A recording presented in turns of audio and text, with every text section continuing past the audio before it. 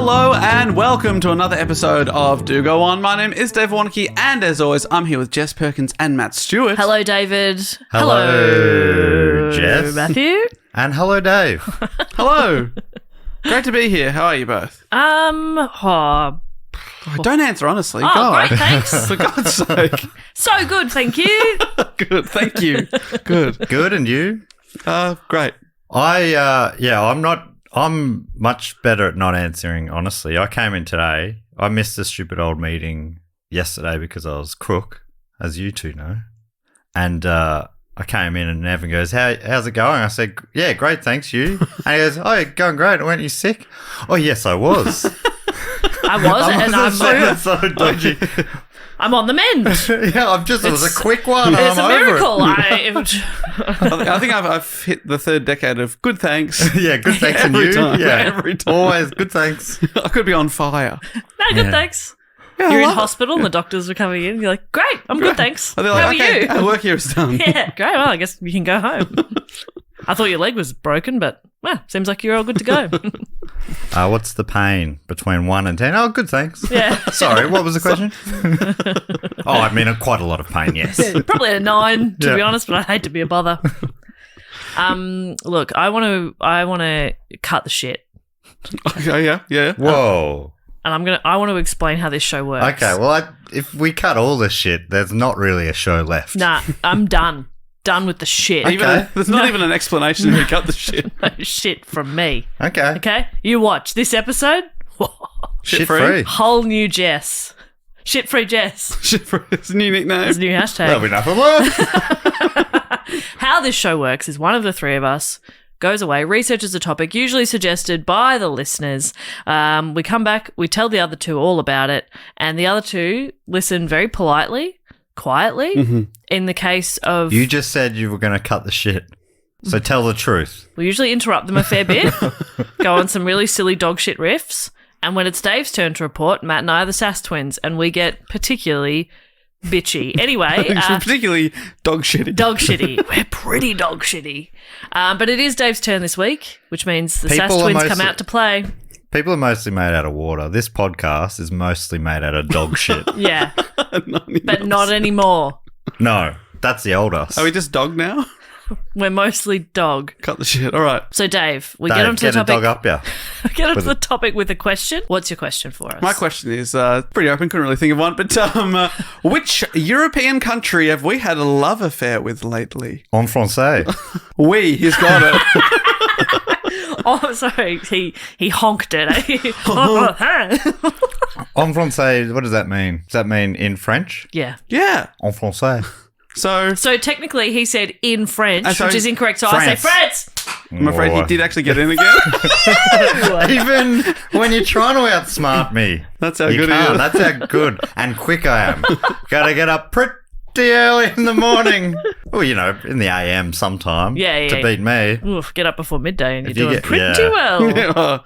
Now I'm talking about a French topic this week. We've done a bunch lately. We did the beast of, how do I pronounce this one? Gévaudan. Gévaudan.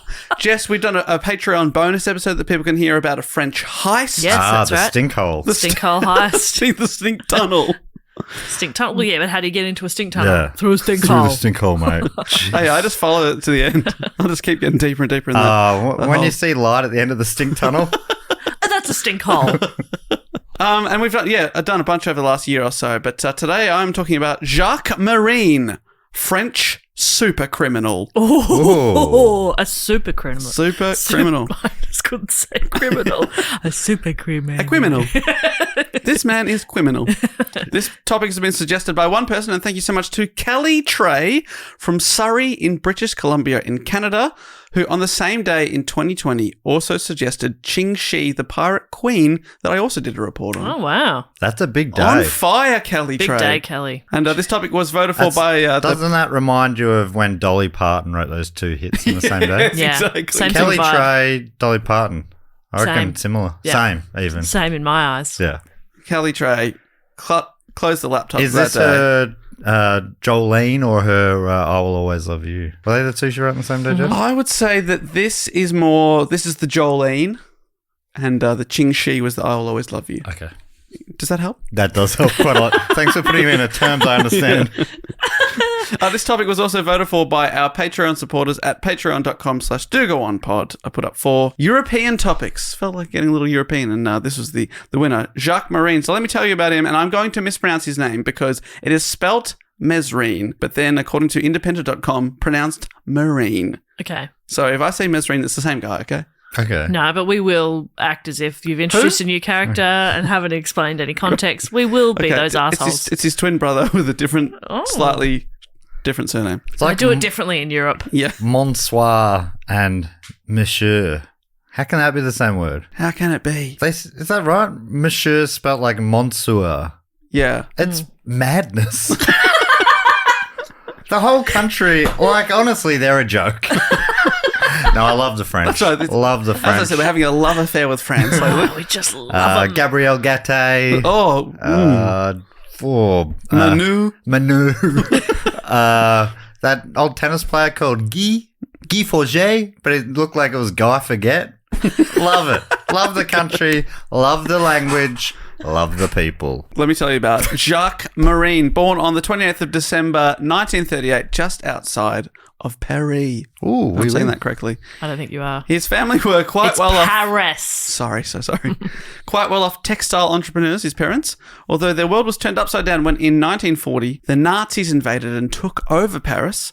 Marine's father, Pierre, was arrested and sent to a prisoner of war camp. The rest of the family were forced to flee to the countryside. So he's only about 2 years old at this time. In the country, Jacques wasn't able to fully avoid the horrors of World War II, and in the war's dying days when the tide had turned, he saw a column of German soldiers retreating. The next day, he and his sister came across the bloodied corpse of a German soldier.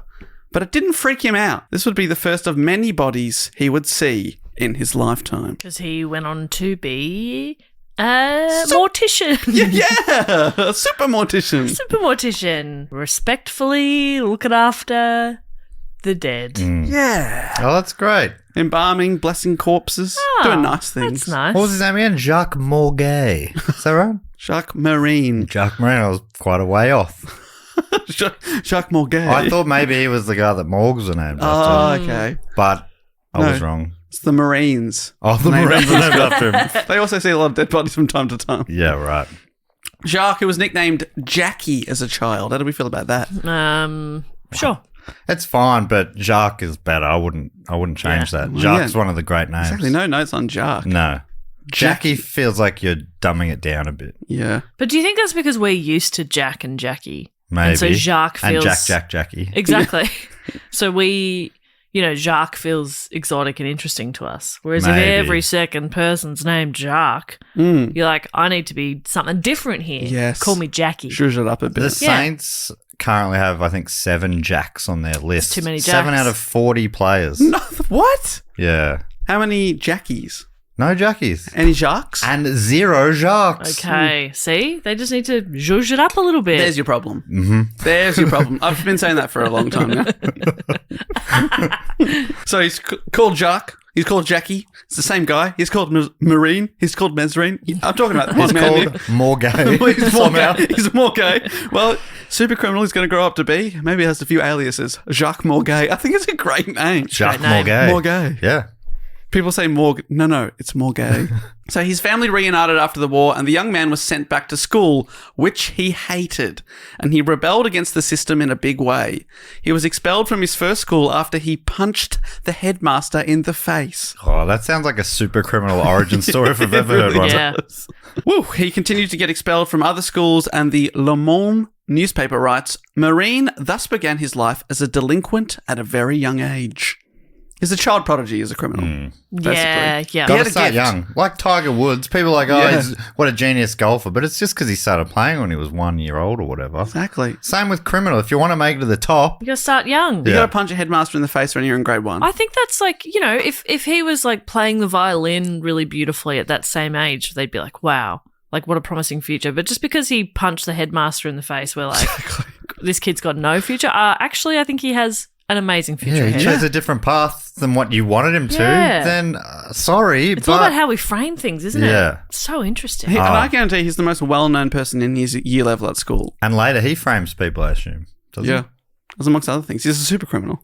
He does it all. Bloody hell. His first recorded misdemeanor is a, quote, theft with a bouquet of flowers, which was a technique which consisted of him pretending to be a florist, delivering flowers so he could be let into apartment buildings. Apparently, after breaking into an apartment, he would leave the flowers for the victim in a vase on a table, which is quite nice. That's nice. That's a crime? Well, if that's a crime, then I guess I'm a criminal. You bought flowers before? Yes, and use them as a pretense to rob people. And that's a crime now. Apparently it is. Buying gifts for people is a crime. Oh, my God. Okay. And if you buy a gift, what? It's not right to expect something in return? In 1955, at age 19, he married Lydia D'Souza, but the marriage didn't last long and the couple divorced a year later. He soon had to put his burgeoning criminal career on hold when he was drafted into the French army. A parachutist commando, Jacques Mesrine volunteered for special duty and was sent to fight in the Algerian War, a bloody 8-year war that resulted in Algeria winning its independence from France. And it really was a very nasty time. The Independent newspaper writes that Mesrine was one of the soldiers ordered to execute Algerian prisoners by putting a bullet in their head after they had been tortured. Nasty, nasty stuff. Jeez. Sounds like the good guys won that war. Tell me something awful the Algerians did. Balance it out. That's crook. Yeah. Maybe I was right. Maybe France is a shit country. Yeah, huge take. The love affair is over. Yeah. I'm hot and cold on France. But just to me, torturing and then murdering people is not on. Yeah. Because they want independence. Yeah. I'm just so glad no Australian's ever done that, so Thank we can God. just feel comfortable and safe and we can know that No high we're profile a really great recent country. cases Yeah, no. Yeah, I sleep of well war at night. crimes. Certainly. So, yeah. Just, when people are like, oh, is Australia good? Yeah. Okay. Yeah. Yeah. Yeah, who's even asking Who's that? asking that? You're asking that? Well, that is disrespectful to all our great boys and girls out there on the front line. I love when people they'll go, hey, as a government, you've been pretty irresponsible with the way you're using our armed forces. How dare you? How dare you bring the good name of the great boys and girls out there into disrepute? How dare you? Whoa. Oh, okay. Good stuff. They're good politicians. Very slippery. You get a hold of them, you can't. They'll just slide right out. Oh. They're all greased up. We've got a slippery character coming up later. I want you Oh, to remember yeah. that. I want you to remember that slipping and sliding. Love a slippery character. Although he disliked military discipline, Mesrine enjoyed action and was decorated with a cross for military valor, which was a surprise to his family as he had lied to his parents and said he wasn't seeing any military action. They came home and saw him being presented with this military medal and they were He's like, I'm washing dishes. I think he's and, telling like, that kind of thing and they were like, what the fuck? I'm like delivering mail sometimes, just sort of like any kind of admin tasks that need to get done. And then they're like calling him to the stage. He's like, a parachutist commander responsible for many murders. They're like, what the fuck? Now, it's not murders if it's at war. Yeah. It's something else. Oh, But it's okay. not murder. Sorry, got me on a technicality though. When he returned, his parents noticed that he seemed like a changed man though, and that war had really hardened him. And they were right. According to his first book, he decided when he returned to France in 1959 to attack society for damaging his humanity in a false cause. Whoa. Did you just say in his first book? Okay. This is a story about a criminal and author. Super criminal / super writer. Wow. Many hats. And he got hardened, so I'm guessing flowers are out now. No way. Now he's bringing in a hand grenade. Yeah, leaving that on your bench. In a vase. Yeah. It looks beautiful. So Centerpiece. yeah, it's quite nice. You know how people like fill vases with lemons? Oh, Just fills them with full of grenades. It's really lovely, actually. Little burst of colour. calling card. Also, The returning. pin has been taken out of one of them. Which one? If you can guess how many are in there, we'll let you live. Also, returning to his life as a textile salesman was considerably more boring than jumping out of planes and the adrenaline that comes with war. So in 1961, Mesrine became involved with the organisation Army Secrète, who were a terrorist organisation that violently opposed French President Charles de Gaulle's policy to grant independence to Algeria. They carried out a series of bombings and assassinations. Army Secret. Now, I could it mean? don't speak French, What could it mean? but I know Matt does. Well, he honks French. Oh, God. Any idea, Matt, what army secret could mean? Well, I mean, firstly, can I say you're not saying it right? Okay. It's Amir Secret. Oh, silent you. T, okay. Sorry, yeah. And it means those who fight with a heart broken and a fist hardened. Yeah. It's a very economical language, isn't it? In just 2 words, I can say many. It's really beautiful. Wow. Yeah. What a language. It's a beautiful language. Yeah. Language of love. And violence, apparently. Hey. The two go hand in That's hand, yin don't and they? yang, Yeah. man. Get used to it, all right? That's Get French. used That's to France. it. That's France. Thank you. All right, you want to come to France? You better get ready to live. You better get ready to love. And you ready? Better be punch face you. Wow. Sometimes in other languages, the words are in a different order, and that one That's right, yeah. was definitely an example of that there. Yeah. Better be face you. Okay, fantastic. I'll chuck that into Google Translate later on. So he's joined this sort of secret organization on the side, but really his first and true passion was, and always will be, crime. Yeah. He continued to carry out robberies, which had really escalated from the days of putting flowers on the table to grenades. He was now robbing wealthy people, and in one such robbery in 1959, he was drilling into a safe when his drill broke.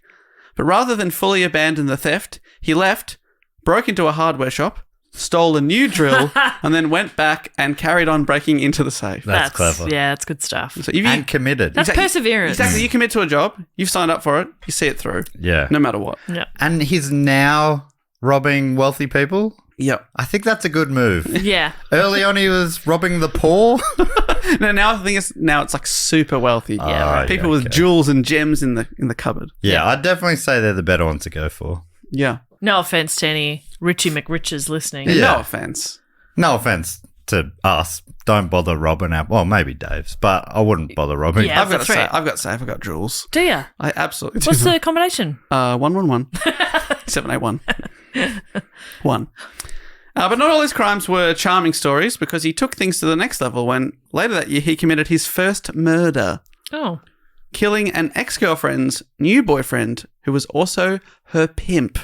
The new boyfriend was violent, and after an earlier altercation, Mesrine decided to lure him to the woods and stabbed him. That was a roller coaster. Yeah, it was, wasn't it? Because at first I'm like, oh, no good. And by the Yeah. end I'm like, slightly less bad. Yeah. Yeah, it Because wasn't. at first you're like, oh, ex-girlfriend's It's new a- boyfriend, yuck. It's not just a pure jealousy Who was thing, yeah. awful to her. Okay. I mean, still shouldn't murder. Just want Violent. He was violent. Yeah. Was the new boyfriend about to kill? Was it in self-defense? So that he lured him to the woods. I'd like to argue self-defense, Your Honor.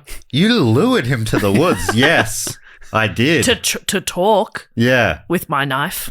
You don't normally lure people Yeah. to a good place. We lured them to their surprise birthday party. Yeah. Where we murdered them. We lured them to Disneyland where we murdered them. Yeah, look, murder's murder at the end of the day. Still bad, isn't it? Still not the way to go with that, but it was a roller coaster of a sentence. Honestly, even looking back at it. Well, whoa.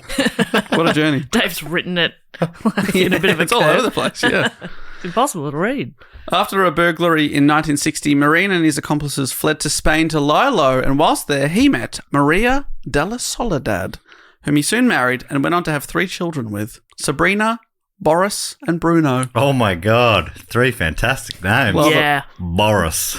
Boris. That's probably the best of them. Bruno's Bruno's great. And sick. Sabrina's so good. I never thought Sabrina would be third best name. Yeah, You know, that's because that's a rare. great name. But I they love obviously it have too. a hard B, don't they? Yeah. Sabrina. Bruno.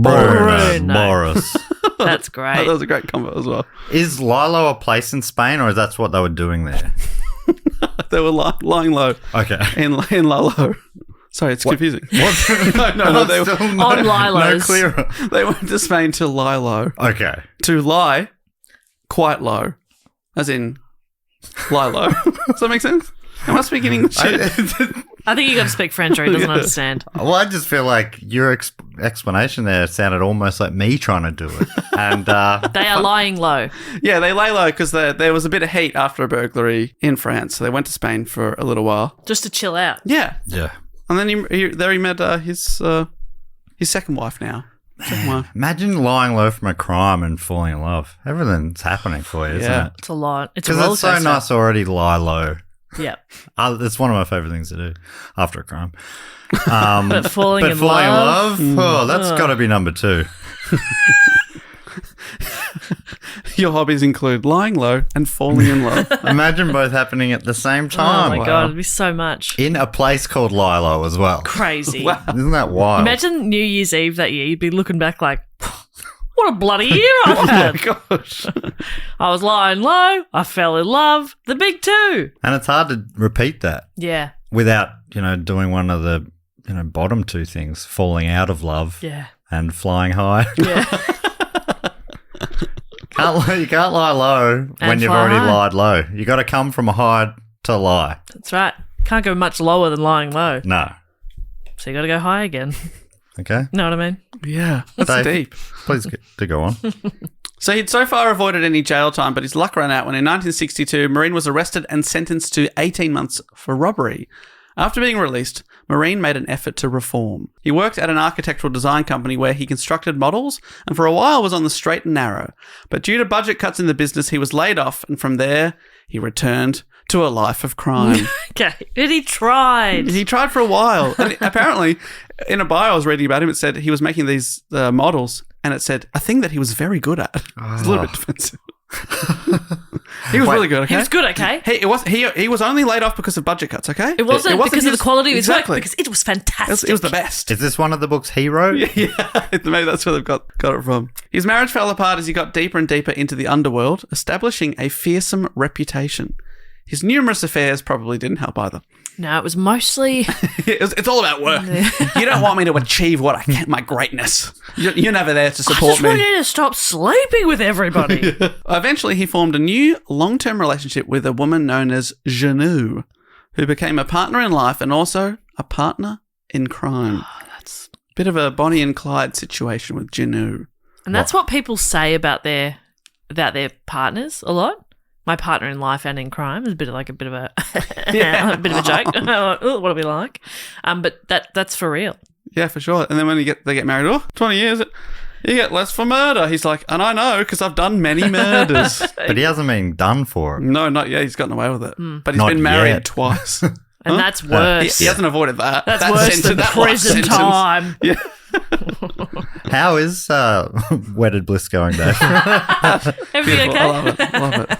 And I'm still haven't been charged for murder either. So Not charged. not charged.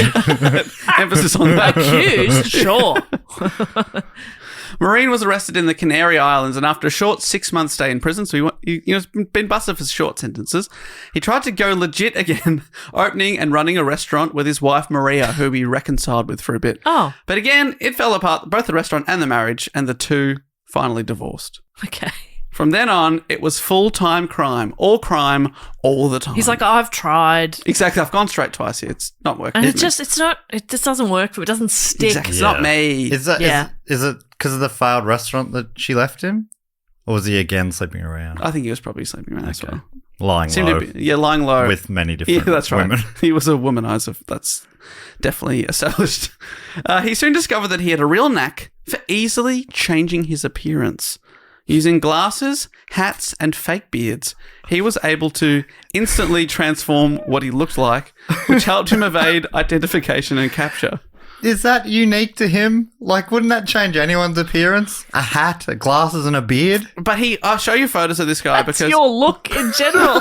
You have to take off the hat, the glasses, and shave. I look quite different without him, though. You do. I'll show you some photos, which I'll post on the social media this He week. had a real knack for it. How did he do it? So that's sort of he's quite good at looking quite different, Yeah, okay. Okay, yeah, they are quite different. and without like being comical. Do you know what I mean? Like it's Yeah. not like he looks like a dude wearing a fake. He uses the angle of his face well. A few chin up Yeah. looks, chins down, bit to the side. Oh, hello, I'm over Yeah. here now. And in the era before, digital scanning and stuff like that, passports are literally just a photo of your face taped to a piece of paper. I really hope that one of his books is a master's guide to Master of Disguise or something. I'd probably work on the title, but No, I think a Master's Guide to a Master of Disguise is good. That's a great French translation. I hope it's stuff like, okay, so what you got to do is you got to get a fake beard. Yeah. You put it on. Then you get a hat. What do you do with that? You put it on. Oh, my God. You got glasses already? Are you wearing them? I am. Take them off. Oh, my God. Transformed. I was actually... Excuse me, sir. You're sitting in our friend Dave's seat. He was here for a masterclass in disguise. Wait a minute. What you got to do is take your glasses off, shake out your ponytail. Yeah. You were a super babe the whole The time. whole time. Can you believe it? Nobody knew. This nerdy librarian... Is actually very sexy. What about those paint-covered overalls? Sometimes he would wear 3 wigs at the same time. Yeah. To sort of get a new Just to look. get the right look. Well, I'm picturing like an ice cream cone with 3 scoops stacked on top. All different colours, different stuff. He soon came to be known as the Man of 1,000 Faces. Ooh. Okay, I Matt. like that. As Man of 1,000 Noises. I Yeah. think maybe you two should get together. Oh my God, if you did a signature noise for each character. Yeah, me, Each face. him, and the Man of 1,000 Voices actually once toured together. A bit of a vaudeville show. Wow. He comes out miming. Yeah. You got the guy doing the voice, and then you're going, "Oh." Yeah, we were sort of like a proto-umbilical brothers. What would it sound like when you slipped on the banana peel? Amazing. Yeah. And he started patting a pet dog. That's the pat, not the dog. No, that's the pat. And then what's the dog? Because the dog's really enjoying the Yeah, pat. So how Dog's does that? down. Oh. Oh. Like that. Oh. Oh. I like that. Oh, I would pay to see that. People Don't need to. He just did. Yeah. You're lucky, but people have. I was top billed. Oh, the Obviously. noises come first. Yeah. Of course. That was the headline. Well, What's it so came last. impressive? What's so impressive about changing your face? Yeah, his stuff was pretty dull, and a lot of people went to the bar to go Yeah. have a piss That's while he was on. Oh, so He's you're like, saying it's now, everyone close their eyes for a second, and then he takes off his glasses. Open them, and you get like a different guy, I guess. yeah, slightly different guy. So you're saying you don't perform together, you do one after another. Yeah, one after the And other. then, but you do all do the same show, so you have to sort of, in your mind, be like, oh, that noise went with that bit from 2 hours ago. Oh, yeah, I know. I see how you're confused. No, we all come together for a big finale together. Oh, I Oh, see. we all I do see. our own things. Yeah. But I was top billed, biggest font, all that sort of stuff on Yeah. the poster. Yeah, of course. And I was on last. Yeah. Uh, Headliner. headliner, and then we all came back. I called that the encore. Yeah. In the contract, that's what I said it had to be called, Right. because I said I am on last. Yeah. Yeah. Yeah. Yeah. Yeah. So And that's when he'd do the patting the dog stuff, which sounded like what again? the patting or the dog? The patting. The patting.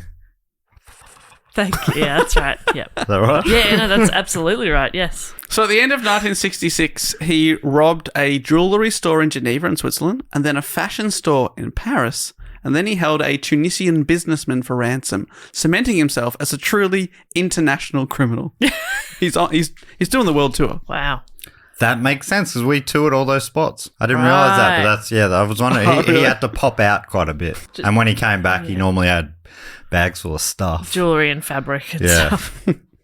I'm like, what does this go with fabric? Yeah. And he would never say, but yeah, this actually, This is filling in a lot of gaps. starting to connect a few dots. Yeah. Feeling the heat from these crimes, Mesrine and his partner/accomplice, Genoux, fled France for Quebec in Canada, where they laid low and worked as a housekeeper and cook and a chauffeur for a grocery and textile millionaire, a guy called Georges Delorier. Okay. So again, going legit for a little bit. yeah. They had their jobs for 3 months before getting fired after getting into an argument with Delorier's gardener. It was at this point they showed their true colours and kidnapped their millionaire boss, Delorier, and held him for a $200,000 ransom. They're like, all right, you can't fire me. I quit. And also, you're Get in the with me. Whoa. Yeah. They took the cash and went on the run into the USA, where a widow they made friends with hid them. But then the French Bonnie and Clyde were soon arrested in Arkansas and extradited to Canada on the charges of kidnapping and also murder. Because the body of the widow who had hidden them had been found strangled. No. She helped them She hide. was helping you out. I'm starting to turn on this guy. Okay. which is going to make the reunion tour really difficult. Yeah. We've booked quite a lot of dates and a Vegas residency. Mate, you've just got to be professional and separate the artist from the art. So I can still do this very lucrative tour? Well, yeah. Okay, separate- I'll do it. The show must go on. And I'll With a come heavy with heart. you for emotional support for a cut. Okay. Well, you always get a cut. It's written into our friendship deal. Which you do swear that everyone with a friendship does this? Everyone does it. Absolutely everybody. She swore that to me as well, actually. Yeah. Yeah. I guess it checks out. There's two of us here, friends Yeah. from Jess. We both give her a cut of everything we make. Everyone has a friendship contract. Yeah, Yeah. Yeah. of course. Everyone's contract where you're not allowed to look Jess in the eyes. Yeah. You don't have that with anybody else in your life? Well, no, I've started doing it since, but Yeah. at the time, yeah, I hadn't before that. And, and right. as you know, you're getting a cut of all those. Yeah, so weird you call it a prenuptial friendship agreement. Yeah. Anyway. So Mesrine was sentenced to 10 years in prison for the kidnapping. He escaped, however, a few weeks later, and after kidnapping a warden and taking his clothes and keys, he also freed his girlfriend Janu. Sadly for them, they were rearrested the next day. But he made a break for it almost instantly, which is amazing. Wow. But do not fear, despite being sent to a maximum security prison, Mesrine escaped again the next year. By this time, he and his partner Janu had been acquitted of the murder of the widow, so we're not sure if they did that. Right, could just been a coincidence. But it could be. It could be a coincidence, but, But I'm not boy, sure. it seems sus, They doesn't it? got off on the charges, but yeah. Leading the witness, Your Honour. Hearsay. Court adjourned. Can I say that? Is that All right. is that mine to say? Is that mine to say? I guess not, guilty. I guess. Not guilty, Your Honour. Yeah. When the jury reads out their verdict, we find the criminal. You just yell out, not guilty. Yeah. Oh, I Oh, guess there you go. everyone heard it, not guilty. Everyone heard that? And the court stenographer, you got that down, not guilty? Yeah, Great, well. I heard it. I guess I'll be taking these handcuffs off. But sadly, he was still in prison for the kidnap of his boss. So along with 5 others, he staged a breakout from his maximum security prison, cutting their way through wires using tools they had stashed away over several months. And once outside the fence, they just kept cutting through fences. They flagged down some cars and hitchhiked to freedom. I'm not slowing down the car as I'm driving past a maximum security prison and there's just 5 guys emerging from the bushes. Wearing orange jumpsuits. Yeah, I'm not like, g'day, boys, where you off to? Jump in, you know? That's I'm amazing. locking the doors. There was, on a recent episode of Who Knew It with Matt Stewart, there was a question, what is a common sign along a certain highway in Oklahoma? And the correct answer was, don't pick up hitchhikers, they may be escaped convicts. Something like that. Which Oh is, my God. So what? It must have happened enough for them. Yeah, them exactly. To be like, How many times does that have to happen Right. to put a sign up? Wild. Oh my God. and in this case, but he would flag them down. 5 guys in orange jumpsuits. They say, don't worry, we're going to... Slipknot. We're going to a Halloween party at Slipknot. It's all good. We lost our masks. It's okay. Okay. Huh? It'll be fine. I'm wearing 3 wigs right now. 3 weeks. What volume he must have got. Oh, incredible. Enviable. Teaming up with a violent gangster named Jean-Paul Mercier, Mesrine then robbed a series of banks. It was during this time that he developed his MO of robbing 2 banks in one day. He'd hit one, the cops would go to that as he hit another one down the street. Oh, that's fun. But that doesn't feel like that could work for that long. Because all of a sudden Everyone knows. Yeah, you're signposting you're about to rob another bank. Yeah. He also would hit the same bank often a few days later. He'd come back again. That, you know, his theory being like, well, they don't expect me to come back. Yeah. Yeah. Yeah. But again, it only lasts a little while And before they... I've taken all their money, so Yeah. they're going to have to replenish that. Yeah. And they got more money. Exactly. I think about that sometimes with like, this plane just had a crash. What are the odds they're going to have another crash? Yes, I'll fly with them. Yeah, great. And the flights are often cheaper. But then there was that big one that had 2 planes go down in pretty quick succession. Malaysia Airlines, yeah. And I thought, I wasn't going to name them. What? But, What are the chances of 3? yeah, exactly. Now we're talking. Everyone knows things don't happen in 3s, as the famous saying goes. Yep. But the SKB prisoners couldn't shake the feeling that they'd left people behind. And wanting to take revenge on the prison that they felt had ill-treated them, Mesrine and Mercier decided to return to the prison and attempt to instigate a mass breakout from the maximum security block. They're like, we're going back for the rest of the boys. Wow. This is classic him as well, going back to the same place you've already committed a Back to the crime. scene of the crime. However, unfortunately for the fugitives, their own breakout had caused perimeter security to be greatly increased, and they found the area swarming with armed guards. There was a big shootout. 2 guards were shot, as was Mesrine's accomplice Mercier. He didn't die, but the Crims were able to narrowly escape, but not without painting a big target on their backs for Canadian law enforcement, who were pretty pissed at their bold attempted jailbreak. Fair, dare I say. Yeah, dare you say. I feel Fair like enough. they're pissed off. They're pointing the finger. But remember, once you're pointing the finger, 3 fingers are pointing back at you. What? Because we're pissed off that you've escaped our prison. We'll make your prison less escapable. Make your prison somewhere that prisoners want to be. Oh, fantastic. How about that? Yeah. Put a little bit of that cash Into into jacuzzis. a pool, I was going to say, but jacuzzi is good. And a pool. Hey, I've Both. Fantastic. Some sun lounges. Oh my God, Little yes. tiki bar. Yes. Make it somewhere people want to hang out. I've never heard of anyone trying to break out of heaven. No, that's right. Makes you think. It does make Oh, you no, think. I'm just going to break out of this luxurious resort I'm at. Yeah. Said no one ever. Said no one ever. So I really think it's on them. Yeah. So maybe they should stop pointing at the Yeah. criminals and start pointing at themselves, which of course will mean 3 fingers will be pointing at the criminals, Right. but Huh. that's unavoidable. It's arguably worse. 3 times. Which is why you should start pointing like this, 5 fingers out. You there. You there. You there, boy. You What there. day is this? Sort of I like like you're a conductor saying, please give it up for the orchestra. Yeah, exactly. Yeah. One of these. But really, you're just like, I will have the small condoms, please. Pointing. Because you always point to the condoms you want. I'll have the top shelf. No, smaller. And, yeah, that's small enough. Jeez, I'm not that small. This way. But just in case, I'll get one of the those as well. Just as a joke. That's from my friend Terry. Tiny Terry, I call him. Anyway, here's See my ya. card. Tiny Terry is the name of Dave's dick. Yeah, on a technicality, it is for Tiny Terry. Huh? And he is my friend. So, He's my best friend. My only friend. We've got a contract and everything. So they didn't get any of their mates out, so they had to, escape again, basically, from being shot at. The 2 fugitives fled to a forest where a pair of forest rangers asked them what they were doing. And they said, can we search your car? And when they found loaded guns, the rangers assumed they were poachers, which was like, all right, that's a crime. You're going to have to follow us out of the forest. But at that one moment, one of the rangers appeared to recognize the wanted men whose posters were up all over town. And at this point, the criminals drew their guns and shot both rangers dead.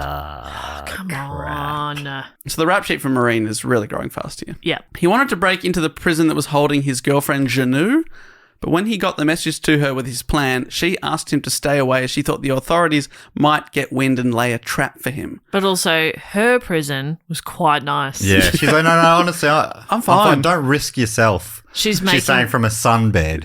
She's making some really strong connections with people. And strong mojitos. Strong mojitos, strong connections, and a strong love of learning because the Yeah. library is lovely there. So she's She's really loving it. throwing herself into new skills. Proving and- herself. And she's got like a little countdown on her phone that says only 3,000 days left in heaven. She's like, oh, this isn't enough. Yeah. This is not It's enough. not enough. It's no, babe, you stay away. Yeah. No. I'd hate for you to get yourself in more trouble. I'll bravely keep slogging away here with the girls. She's having a great time. Oh, man. Women prison. What a dream that must be. Women prison. As it's called.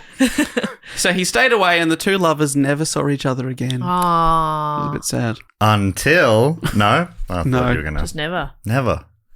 Matt, that would be like you and I never see each other again. I can't bear the thought. Me either. On the land, Mesrine... I could go with that, Dave. Yeah. Forever. Dave, I feel like Forever is a long time. I've had my fill of Dave. Yeah, I've had heaps of days. There's, Yeah, but there's I mean- something to be said about too much of a good thing. You'll miss me. You got sassed. Yeah, we did it. No, fuck you. Fuck. On the land, Mesrine continued to rob banks and eventually fled all the way to Caracas in Venezuela. What a freaking awesome name. Caracas. And he probably could have laid low there. another Venezuelan town. Wow. But he couldn't resist the allure of his home country for long, and soon a disguised Marine quietly slipped back into France. That's the problem with France. It's like a luxurious prison. Yeah. You want to be there. Yeah. Can't keep yourself away, even though you're wanted for a bunch of crimes there. Yeah. Can't stay away. Can't stay away. It was now 1972, and the 36-year-old quickly started robbing banks He's again. only 36. I know, and he's done so much crime. But he pushed things a little too far when on March 5th, 1973, during an argument with a cashier in a coffee bar, Marine pulled out a gun and then seriously injured a police officer who tried to intervene. He was then arrested a few days later. He's not like sometimes it's the mastermind super smart criminal. Yeah. He's more of a hot-blooded. Oh, he's so impulsive. Can't and- stop committing crime. Yeah. But also, like, what kind of argument could you be getting into with a cashier at a coffee bar that gets to that level, that heightens that much that you pull a gun? Soy? Is this soy? Gun. I'd say it'd be a pronunciation of his name on the cup. Yes, yeah. Morgo? We got a Morgo? I did not. That is not my name. Not my name. I can't remember what it is right now, but that's not it. That's not it. I'm confident of that because I said that once before and it turned out to be wrong. My name's someone else, like Marseille or something. Everything except Morgo. We've ruled that out. It starts with M. I remember that. The barista might be like, "Excuse me, sir, are you wearing 3 toupees?" That's a rude thing to say. That's a very rude It's question. very rude. Okay, well, then maybe the barista deserved it. Yeah. That is unacceptable. That's not. Your gentleman would never do that. You don't ask people that question. So rude. What are they going to ask next? How far along are you? Very rude question. Yeah. Can I touch your tummy? Don't ever ask Can that. I touch your wig? And that would sound a little like this. They're running their fingers up. Please stop scruffling my wig. And the wig likes it. Turns out he's wearing a poodle on his head. So he's arrested because he shot at a cop. On June the 6th, Marine was taken to a courthouse, but this is genius, feigning an attack of diarrhea. Oh, yes. Yes. If you have to feign anything, always make it diarrhea because nobody has follow-up questions for diarrhea. I'm sorry, I've got the squirts. Could I just go into the toilet, please? Sorry, Your Honour, I've just got the squirts. I'm just going to need 5 minutes alone. Your Honour, I have diarrhea. Nobody's challenging that. Challenge. It's like, well, I don't know. Prove it. Yeah, exactly. Objection. Nobody's doing that. Great. Always great. So he went to the toilet, and there he located a gun concealed in the cistern by an accomplice, and then he hid it in his belt, went back to the courtroom, presumably said, I feel way better after that. Thank you, Your Honour. That's a load off my mind. That kind of thing. Thank you, Your Honour. That was explosive. Probably having to make, because there would have been a cop standing outside the toilet, probably having to make a few noises, a few sound effects if you... Well, it's pretty uncouth. And as a gentleman, I've never done a shit, so I've only heard secondhand, but I imagine something like...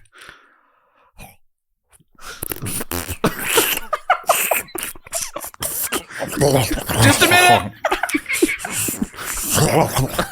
Just give us a second. Nearly all there. Oh, it's so bad I've got to open up the toilet for some reason.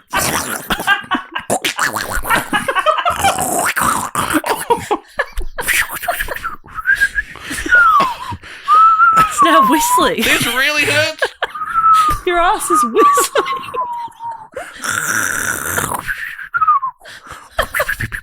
Is actually just air at this point? How much longer? How much longer you got in there? At a momento. His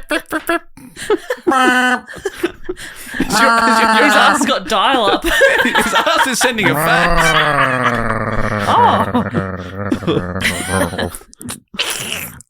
Oh. And that was just from you hearing about diarrhea That's what I've before. heard, yeah. That's what I've heard. Unfortunately, I've had to share a few cubicles. Yeah. Because I do every now and then have a wee. Yeah. And you're sharing cubicles. Well, I've been alive for quite a while, and in hard times we had to share cubicles. You wouldn't know that, you kids. No, we you wouldn't. Kids today. I want my own cubicle. Oh, have two. In my day, that would be a luxury. We were at best 4 or 5 men to a cubicle. 4 or 5 deep. Yeah. It was a mess. So Luckily, we're all gentlemen. So he's got his gun. He's got his gun. He's hid it in his belt. He's walked back to the courtroom and said, I feel better. How do you know which cubicle to go into, or is there only one cubicle? So much planning must have been involved. He's had to put a gun in every cubicle in the whole building. Just in case. I'm picturing more like a Bill and Ted's Excellent Adventure scenario where there's time travel involved, and you have to remember put a gun in this cubicle. Is that going to happen? Is he about to time travel? Is that what Bill and Ted's is based on? Yeah, it is. Whoa. So he's walked back to the courtroom, and when asked to answer charges, he grabbed the judge. And using him as a human shield and holding a gun to him, he made his getaway in a hail of gunfire. Wow. Oh, that's amazing. The security were like, we don't give a shit about this judge. Fuck the judge. Speed style, shoot the hostage. With this daring escape, Mesrine finally became a French national celebrity. Oh. The press branded him public enemy number 1. I personally would have called him public enemy number 2 after the diarrhea incident. Public enema number 2, huh? There it is. It just takes a little bit of brainstorming sometimes. That's what some editors just don't have time to do. That's good stuff. But it's like just, bounce this around a little bit. Herald Sun, if you're listening, let us do your headlines. We'll do it. But he loved the term public enemy number 1 as he absolutely loved the spotlight and the notoriety and the fame. Right. He was stoked. The French Ministry of the Interior created a special squad to bring him to justice. This was led by Commissaire or Chief Inspector Robert Broussard, who would become Mesrine's sworn enemy. Ooh. That crusty old Broussard. Another hard B. He loved the BRs were once his children, now his enemies. Broussard, Boris, Bruno, Sabrina. The list goes on. We started the list again. Okay. Runny Boris. Mesrine robbed 2 banks back to back. Mm-hmm. He didn't lay low at all. No. He's like, I'm Francis, public enemy number 1. I've got to live up to my reputation, or someone might, take over me in the rankings. They'll usurp me. My public needs me. Yeah. So this is my, with great power comes great responsibility. Exactly. He, again, his signature move, 2 banks back to back, but the police quickly moved in and were able to arrest one of the getaway drivers, who by the sounds of things didn't do their job too well because they didn't get away at all. And after intense police interrogation, he gave up the address of the public enemy number 1. Wow. The getaway driver drove straight to the police station. And he's like, what? What? What was it? Sorry, what was the job Where again? was I supposed to go? Away. Oh, my God. Avoid cops. Sorry. God, Jeez. I have not had a lot of sleep. Did he? I feel like he would have been smart not to give his address to his co-workers in this case. Yeah. Hey, if you ever need me, this is where I am. This is my hours. Yeah. Come by anytime. My office hours? Here's my business card. This is where I lay low. That's something I do. It's one of my things. But, yeah, so don't... 2 banks back to back, lay low. This is my calling cards. Fake diarrhea, you know me. You know me, what am I like? On September 20th, honestly, actually, it's a bit of a nightmare though if you actually do have diarrhea. No one would ever believe you. Yeah. And you'd just be left to shit yourself in the courtroom. Yeah, but also, nobody wants that. No. What a great cover for him. Like, imagine all of this has been faked since, just to cover the fact that he had embarrassing diarrhea. I can't go back now. It's like, I didn't have this gun all along. That's what I was doing in there. I didn't actually have diarrhea. Embarrassing. Now I'll take the judge out. Yeah. And anyone who thinks I didn't have diarrhea, or I did have diarrhea, I will shoot you. Yeah. Show of hands who thought I had diarrhea. Jury, what do you think? Guilty of diarrhea? I hope not. So on September 28th, with his address, the police cornered their man, this time surrounding his apartment with hordes of armed officers. He knew he was under siege, said arresting officer / sworn enemy Broussard. So I gave him the choice to come out unarmed or die. Oh. He asked if I was Commissaire Broussard with the beard, and would I approach unarmed, which I did. He then opened the door with a bigger cigar in his mouth. invited me in and offered me a glass of champagne. Oh, that's classy. That is nice. Was it from the Champagne region? I think it's It was actual real, yeah. champagne. Wow. Wow. Which Wow. probably means nothing to them over there. Yeah. It's from down the road. Whatever. our famous sparkling region. Back before the courts, Mesrine was sentenced to 20 years imprisonment to be served at Paris' Lausson maximum security prison, where escape was thought to be impossible. Because it was such a nice place, no one wanted to leave. No one's ever tried. Yeah. Why would you want to leave paradise? Like the days that people are getting released, they're like crying. They're Hmm. like, please, no, let me stay. It's like, yeah, so it's impossible Oh, no. to leave. Please, I swear I'll commit another murder to come back. Yeah. Or you could just let me stay and the person could live. Yeah, up to you. Up to you. Choice is No, yours. sorry. This is for murderers only. Oh. No. Oh, do I? Yeah. Yes. All right, come on back. Come on back. You really want it, you can have It was it. reserved your sun lounge. Don't worry. There's no even like security gates or anything. You just walk in, walk out Yeah. whenever you want. Yeah, you can't walk in unless you've murdered, but you Yes. can walk out. It's a one-way valve. Yeah. Very strict gates on the way in. Yeah. But just Very push chill them on the way out. Yeah. So he's sentenced to 20 years at Lausson. In the scheme of things, 20 years was a pretty light sentence. The death penalty was still a possibility in France until 1981. And Lausson prison had seen many executions, usually by the guillotine. And I found this interesting story on this French prison website called wikipedia.org. Oh, wow, okay. Wikipedia. Wikipedia.org. Thank you. It makes sense now I hear it in the accent. Doge. Guillotine.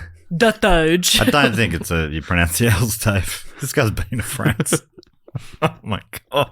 This Unless is you want to, and I think you also can. Those French lessons aren't Yeah. going so well, are they? They haven't even got to get in. Get in. Sorry if I that could was really use too you in French. the lessons. Could really whispering in my ear. Yeah.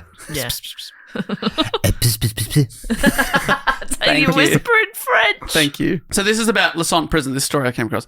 On the 7th of May 1932, Eugene Boyer, a 27-year-old criminal who was denied a presidential pardon the previous day by President Paul Doumer, was to be executed by the guillotine. But President Doumer was assassinated the day the execution was scheduled. Oh. In France, the president could reverse his decision until the last possible moment. And obviously, Boyer could not benefit from this potential ultimate mercy, so the execution was cancelled in extremis just 20 minutes before the guillotine was scheduled to lop off his head. Whoa. What? Because they were like, the president didn't give you a pardon, but he's now been assassinated, and he, at the last possible second, could have called up and said, actually, let him off, and because you don't have that opportunity, we can't go through with it, we'll delay it. So they're basically like, if anyone is about to be executed and you don't want them to, just kill our president. Knock him off. And then you'll be right. That seems like that's a good incentive. And it all worked out for Boyer because he was finally pardoned by the president's replacement, Albert Lebrun, 6 days later. Whoa. And I should say President Doumer's assassination was completely unrelated. It was it was just dumb luck for the young criminal. Wow. Whoa. So there you go. What are the chances of that? And that's where the saying "booyah" came from, which is made famous on Australia's Deal or No Deal, and possibly other Deal or No Deals as well. I'm not sure. I wonder if that's an international thing. Booyah. I'm sure one it is. One of the numbers, maybe 25, 26, 27, 27, 28? 28, 29. I think it's one of the 20s. Number 1. I feel like that's an Andrew O'Keefe special. No. Yeah, was it? I don't think Australia comes up with anything original. Not a booyah. Not a booyah. I bet you it comes from the French version of Deal or No Deal, and it has some relation to our man here, Booyah. Yeah. Yeah. He was like pardoned with 26 minutes to spare or something, and that's what. 26, booyah. As we all know, 26. Booyah.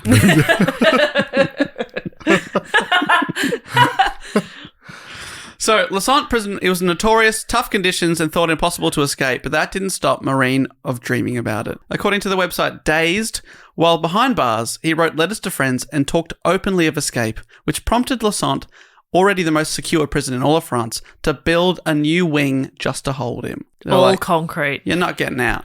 Yeah, and he's concreted in by the feet. Yeah. Good luck. Mesrine used his time behind bars to grow his profile even further.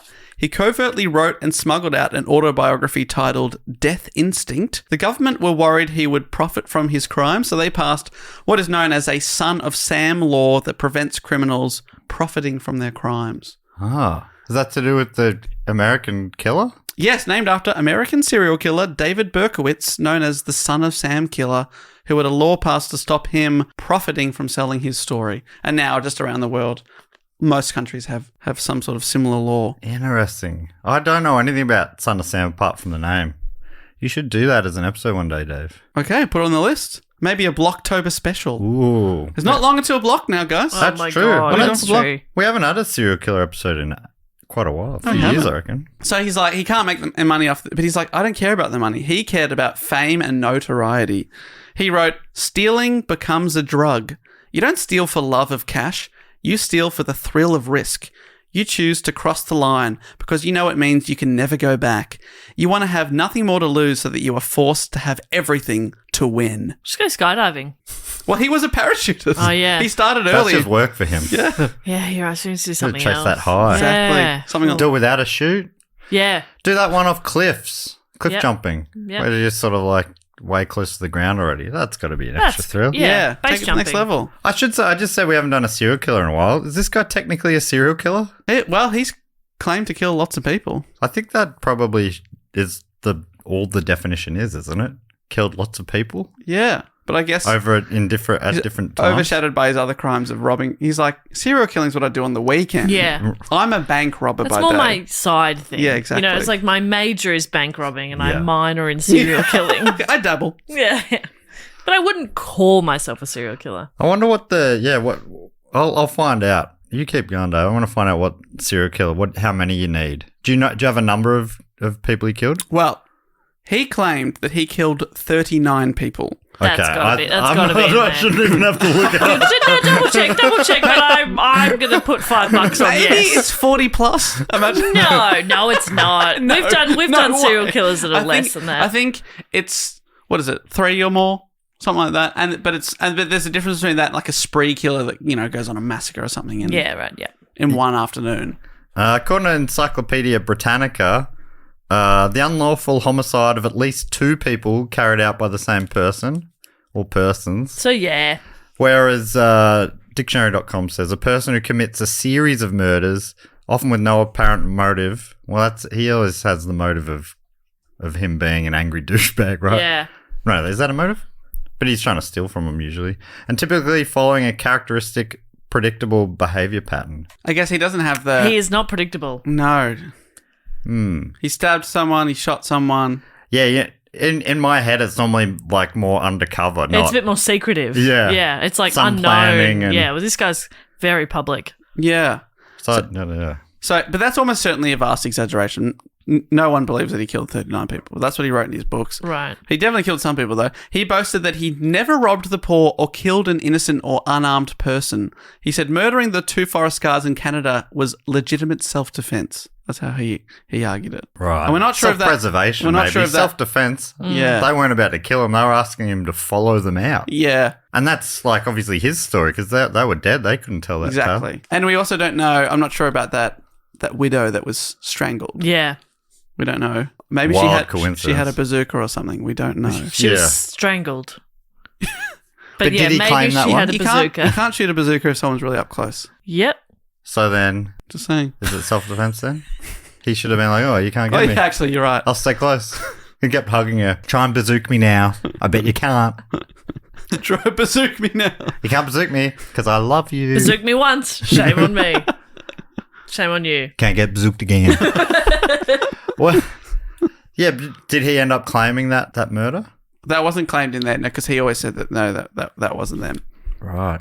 And he was claiming everything. Because he really positioned himself as someone taking on the establishment, only robbing from the rich and striking out against the government and the oppressive conditions of prisons. He said, Yeah. I'm on the side of prisoners that are being ill-treated.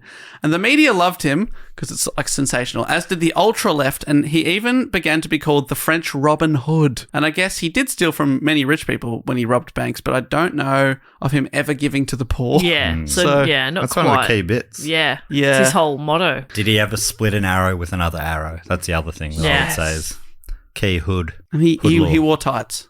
Should Okay. say that. Ah, well So then, that- That's something. yeah. I mean, we're ticking a few boxes here. Grant, he wore Was green he Fox? He was a fox. No, like an actual cartoon fox. Oh, no. Oh, But he did wear a fox wig. okay. Or 3.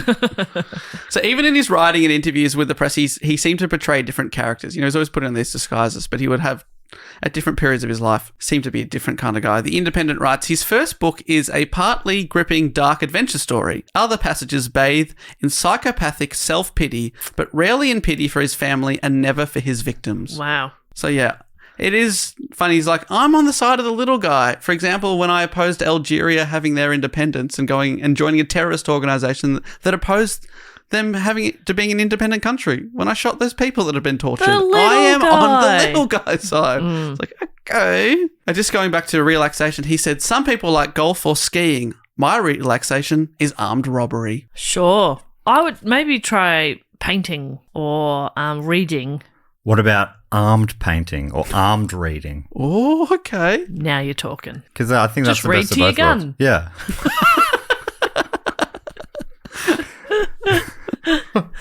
Tuck it up in bed. Yeah, make a little bed for your gun. Put it in bed. Read it a little nunai story. Oh, no. That's nice. Here's the No, story of no. the 3 little pistols. Aw. One of the guns was too hot. Oh. It had just been shot. One of the guns was too cold. It hadn't been shot in a while and was in a fridge. And the third gun was just right. Had been shot at some point recently, but not too recently. too recent. And was still loaded. No. No. Sweet dreams, little gun. The gun sort of lets out a content sigh. Oh, that's a gun sleeping, that sound. Yeah. That's sound number 978. I can't sleeping. Yeah. Amazing it made the top 1,000. I know. Yeah. So all up, Marine was behind bars in Lausanne prison for 5 years. On May the 3rd, 1978, the prison governor was tipped off that Marine was going to attempt an escape 2 days later. He laughed it off as a practical joke. And it's true that Marine did not break out on May the 5th because it was raining. It's like the cricket. Yeah. We lost the breakout day to rain, unfortunately. Unfortunately, covers are on. We're going to play a few extra overs tomorrow to try and make up time. He postponed his escape until May the 8th. On that day, he produced a gun, stole keys, and with Francois Bessy, who's a highly accomplished escaper in his own right, nicknamed the Eel, slipping around That's good. for his own 7 escapes. That is slippery. Slippery and slippery. No one could get a hand on Francois. So it was Marine, the Eel, Francois, and another man. They got out of their cell block and into a fenced-off yard walkway. They had been quietly stockpiling escape items in the ventilation system of the consultation room where prisoners met with their lawyers. Now Marine and his accomplice Bess made it to the fenced-off walkway, and they had a grappling iron with them. That's one of the things that they'd created and stashed away. So when you said produced a gun before, how do you mean produced in the way like... So someone had smuggled in a gun, Right. and then he'd put it up in the ventilation system. Yeah. Gone in to have a meeting with his lawyer, pulled out the gun as well as a few other things, and then come back out, So all these things were smuggled in? smuggled in. How do you smuggle in a grappling iron? Grappling hook. Well, how do you smuggle in a gun? Good point. I'd say up the jacksie. Up the chuff. But the grappling iron, you can wear that around your neck, and you just say this is fashion. You Yeah. know what I mean? Yeah. It's a large That's necklace. true. Yeah. I don't It's a think statement. you- It's a statement necklace. You really don't want to put a grappling hook up your stink hole because, I think the whole point of them is they grip on the way out.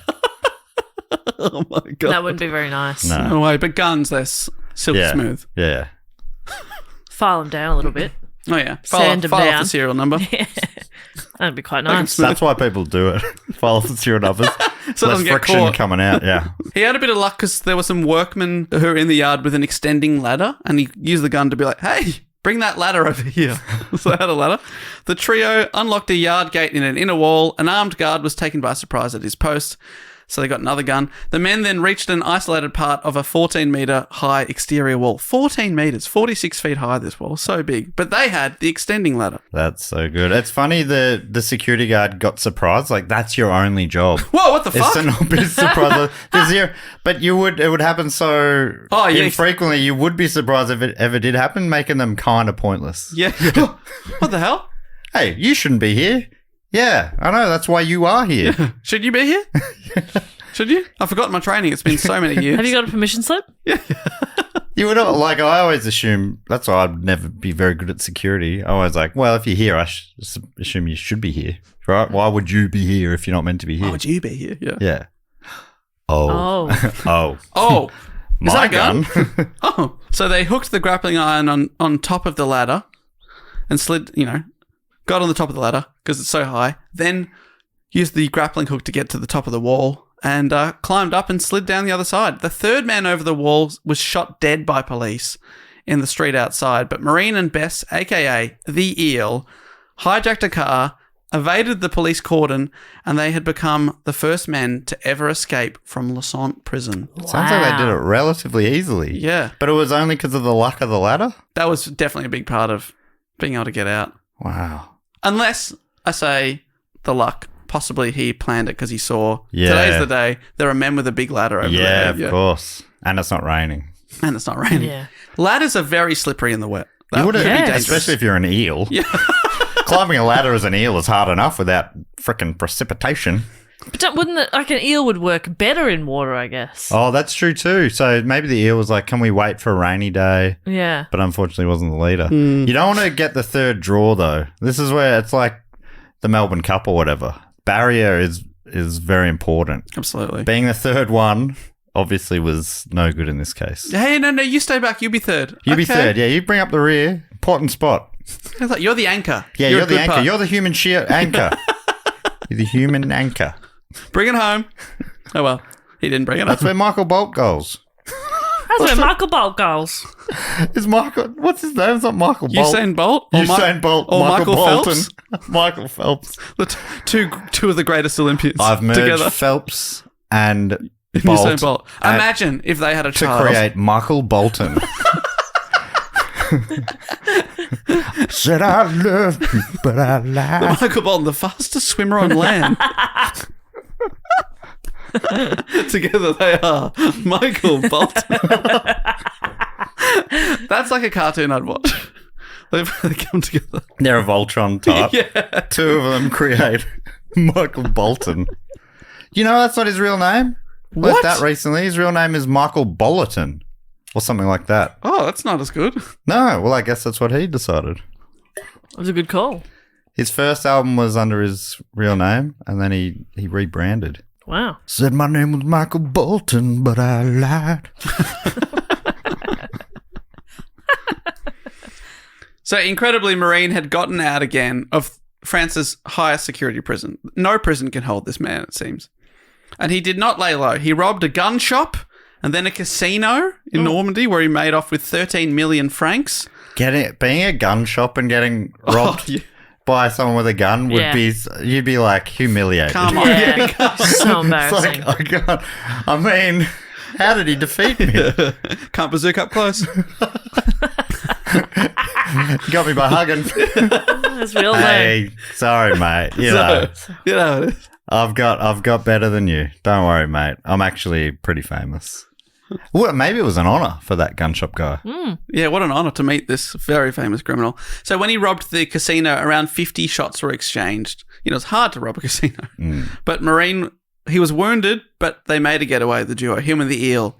He then robbed a bank specifically because the director of the bank had sued him for slander after the publication of his book because he'd written something about the bank. And then the director was like, fuck you, we're going to sue you. A vengeance robbery. Love it. When Mesrine was forced to pay damages, he wrote to the director. He sent him a letter saying, No, fuck you. he said, you are taking all my money. That's okay, but consider this to be a loan. And then he went in and robbed the guy. Oh, I'm having real conflicting Yeah. emotions about this guy. He's Some clear- of it is pretty fun. He's clearly but a fuckhead. a fuckhead. He's clearly a fuckhead, but also there's some really funny bits that you go, all right. He reminds me of me, clearly a fuckhead. Yeah. But every now and then there's like, I'll say something, a bit of fun. Yeah. And you haven't killed anybody, to my knowledge. Yeah. Well, why would I tell you about that? Save it for the Things book. that I've never done. He went on a bit of a media junket whilst on the run and gave interviews to Paris Match and Liberation magazines where he claimed that he was rebelling against injustice and battling to abolish maximum security and solitary confinement. He was a man of principle. He said, quote, attacking a casino is to attack the empire of vice. The only way to beat the house is to go with a gun. And the host of Who Knew It with Matt Stewart should take note. Okay. Whoa. We're coming for you Said that. with a gun. Whoa. What? That, Oh, because the house. The house. I'm like, what? What the fuck? Why has he turned on me here? No, it's not you, it's the house. the the house. house. Not you, Maddie. You're just the host. Thank Wait, you. how do I say it? The house. The house. That'll be baffling to Wait, many how listeners. do I say it? That's a great show Dave's referencing here. Exactly. I'm trying to cross-promo a bit of Who Knew It with Matt Stewart. A fantastic podcast. You're coming up to nearly 1 year of episodes. Congratulations. That's right. Thanks so much. I think Dave's been on about a third of the episodes. that's I right. think Jess has been on about a quarter of the episodes. You coming for my title? Yeah. Most losses by me? No, I unfortunately keep winning. Yeah, you can't not win. Can't. I can't not win. You always bring a gun to the house. Yeah. I threaten Matt. She's burnt down the I house on lie, numerous I It's the only way to occasions. beat us to go with a gun. I hold a gun to his head. I say, give me the fucking points. Give me the point. me Write the it down points. on that piece of paper. So he's full of shit. Yes. He's like, clearly he's just loves doing crimes. Yeah. And loves attention. And then he's like sort of retconning his own. Absolutely. Justifying motives. everything he's ever done. Yeah. You know, I'm one of the most righteous criminals out there. Yeah. He said in one interview that he had respect for his enemy, Commissaire Broussard, who was tasked with capturing him, but he said he would not be captured alive again. Oh. That was sort of his threat. He's like, you can get me, but I will not go quietly, and you will not get me alive. He posed for photos with his machine gun, his face completely uncovered, taunting police. And he became very, very famous across France. Everyone knew this guy. But not all the press was positive. A piece written by right-wing journalist and former policeman Jacques Tillier was less flattering, and it infuriated Mesrine, and he plotted revenge. Yeah, Jacques should never cross another Jacques. Agreed. You don't want to hear that sort of Jacques on Jacques Jacques slander. v. Jacques. Yeah. Don't want to hear that. Absolutely not. He It's went Jacques Week here on the Discovery Channel. Discovery Channel. Friends. So he lured Tillier. Is that a regret face? I don't know. I've never seen it. Yeah, it was a regret face in slow-mo. So he lured Jacques Tillier, the guy that had written shit about him, to a remote cave where he promised an exclusive interview. This is what the Independent To a writes. cave. Oh, this guy is a comic book villain. He's lured him. He's lured him to a cave. His lair. Yeah, he's lured him to a lair. This is And the gonna guy's go like, this doesn't seem like a trap. Could we not meet in a diner or something? I've written a lot of shit about him, and he's asked me to be the one to interview him. All right, I'm going alone at midnight. The Independent writes, Mesrine, he tricked him, stripped and tortured him. He then shot him 3 times, first in the face to, quote, stop him talking crap, then in the arm to, quote, stop him writing crap, and finally in the leg, just for the pleasure of it. I'd go dick next. Yeah, if you were going to do it for pleasure. Yeah, I'd go dick. Oh, okay. What? Whatever. Oh, man. That's awful. That's so awful, but geez, naive seeming from the guy to go to a cave. But still, so fucked, obviously. Obviously. Not blaming him. No. Well, I've got some good news. Oh. He survived. Get fucked. He survived his horrific injuries. He was No. left for dead. He survived. And he continued his work as a journalist and quite a high-profile French newspaper editor for decades afterwards. What? Yeah. That's He got shot in the news. face. Shot in the face, shot in the leg, shot in the arm, left to die in a cave, stripped naked after already, being beaten up How or was whatever. he found? I don't know. That's insane, because this is before you could just text somebody Yeah, that's right. or share your location. Hi, I'm you in know? a cave. You can't do that back then. No. just get an Uber or whatever. Yeah, you couldn't just order yourself an Uber, call yourself an ambulance or anything like that. My smartwatch would probably figure out something wasn't quite right and alert somebody, Couldn't Yeah. do that back then. Has your smartwatch ever worked something out like that? Nah. But you've never been left for dead, have you? No. Okay. Not yet. Touch wood. Oh. Apparently. You just said apparently, it doesn't matter. Did you? Have I made that up? I heard it as well. In that silence? I think it was more of an apparently, like as in it Oh, works. okay. Apparently, the watches have the it has like a fall detection. So if I fall down a cliff, it's like, oh, she's fallen. Just as had a fall. Yeah. What about in the shower? Feels like falling down a cliff. Mesrine was definitely not a man who let grudges go, clearly, because he also tried to kidnap Charles Petit, who was the judge who had sentenced him to the Lausanne prison in the first place. When he got there, the judge wasn't at home, and in a fit of fury, he tear-gassed the whole house, which gassed the judge's family. Which is pretty awful. Shit. It was during this revenge attack his accomplice Bess, the human eel, decided to part ways with Mesrine. He's like, this is a bit much. Okay. You're going a bit like far. robbing banks is fun, but these weird revenge attacks where we tear gas a family, I'm not into that. And they're also not really mine. These aren't mine. Yeah. I don't care about your little beefs with the press. At first, I thought no one was home. They're not home, so he tear gassed the house. Cop that house. But the family's like, oh. Yeah. And it had been a narrow escape from the police at the judge's house. Mesrine had gotten away by running downstairs past several policemen, and he yelled, "Quick, Marine's up there." Oh, that's and kept clever. running. A young policeman posted outside was also found handcuffed to a drain pipe weeping. It's so sad. Weeping? Yeah. Marine said to the young cop, "Marine's up there. Now, just to be safe, let's handcuff you down here." Yeah, he never breaks character. So the eels left him. Now on his own during this period, Mesrine travelled to Sicily, to Algeria, London, Brussels, then back to Paris, all while using his many disguises to avoid detection. So he's just on the run all over Europe. It's very all over North cinematic, Africa. isn't it? You can imagine a scene in a movie. I can imagine Robert Downey Jr. running down the stairs going, he's up there. He's up there. You know? And then going, "Thank you so much." Thank you so much. And then running in. Yeah. Hang on a second. Yeah. And then he's on the run. He's going to all these places and it's just a montage. Yeah. Yeah. But the French police, they didn't see the funny side. They were deeply... They never do. No, they were deeply embarrassed that they kept missing their man. And all the while, he's taunting them in the... What, did I say something They fun? kept. Oh, they kept missing him. Sometimes I look over and I see you guys laughing and I'm like, I said something dumb. But see, the difference is when Matt says something dumb, we go, ah! When you do it, Matt and I just sort of go, and that's it. And it's equally painful. Yes, that's right. But I also do it way more frequently. And I think normally it's like on the 5th in a row where you finally break. There's been a build-up. That's right. So what I'm trying to say is police, they're deeply embarrassed. They kept missing their man. Does that make sense? He'd always been constantly 2 steps ahead of them. His disguises were too good. He's in the newspaper taunting them, and they've had enough. Finally, in 1979, the French police got their big break they'd been waiting for. Eventually, by using information supplied by Tillier, the man he'd shot and left in a cave to die, they ascertained the license number of the car that a woman named Sylvia, believed to be Mesrine's mistress, had used. He'd remembered part of the plates and they'd worked it all out. Wow, that's sick. From his time in the cave? From his time in the cave, yeah. Holy shit. They then checked parking tickets, which the car had received months previously, and they tracked it down to an area that was extensively searched. They were like, she's got a lot of parking tickets in this area. She doesn't seem to have friends or family that we know of in this area. Why does she keep visiting that? And they decided to stake out the whole sort of suburb.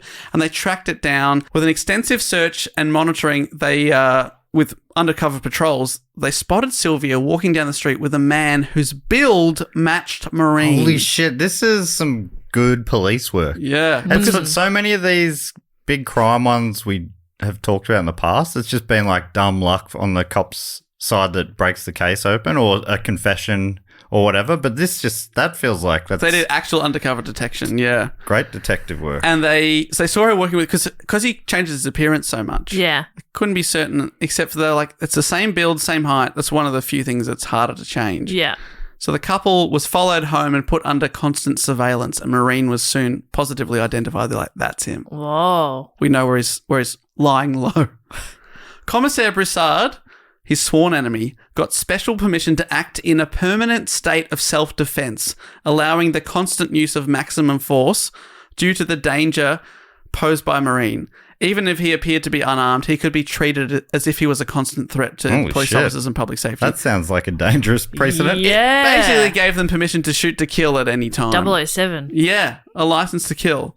Because it's like, even if he's just walking down the street with shopping, they're like, who knows if he's got a gun or whatever. Yeah. Who knows what's in that shopping bag? Exactly. Avocados, croissant. bazookas. Uzi. 2 days later, on November the 2nd, 1979, the operation was put into action, the team consisting of 50 officers and 15 vehicles. The couple of interest left the apartment for a weekend in the country, taking Sylvia's pet poodle Scoundrel with them. They got into their gold BMW. Love that. Lying low. He's in a fucking gold BMW. Mesrine got into the driver's seat, and as he was on high alert for an ambush, as he always was, he placed 2 grenades at his feet, with the safety pins partially removed. And like tied around his toes or something. Pull it out at any time. And he was right to be cautious because a truck boxed them in and a blue tarpaulin on the back of the truck was pulled down, suddenly revealing 3 men armed with assault rifles. Mesrine ducked, but his seatbelt stopped him from fully being able to get out of the way in time, and he was hit by multiple rounds from 21 bullets that hit the car. He died on the spot. Sylvia lost an eye and required many surgeries.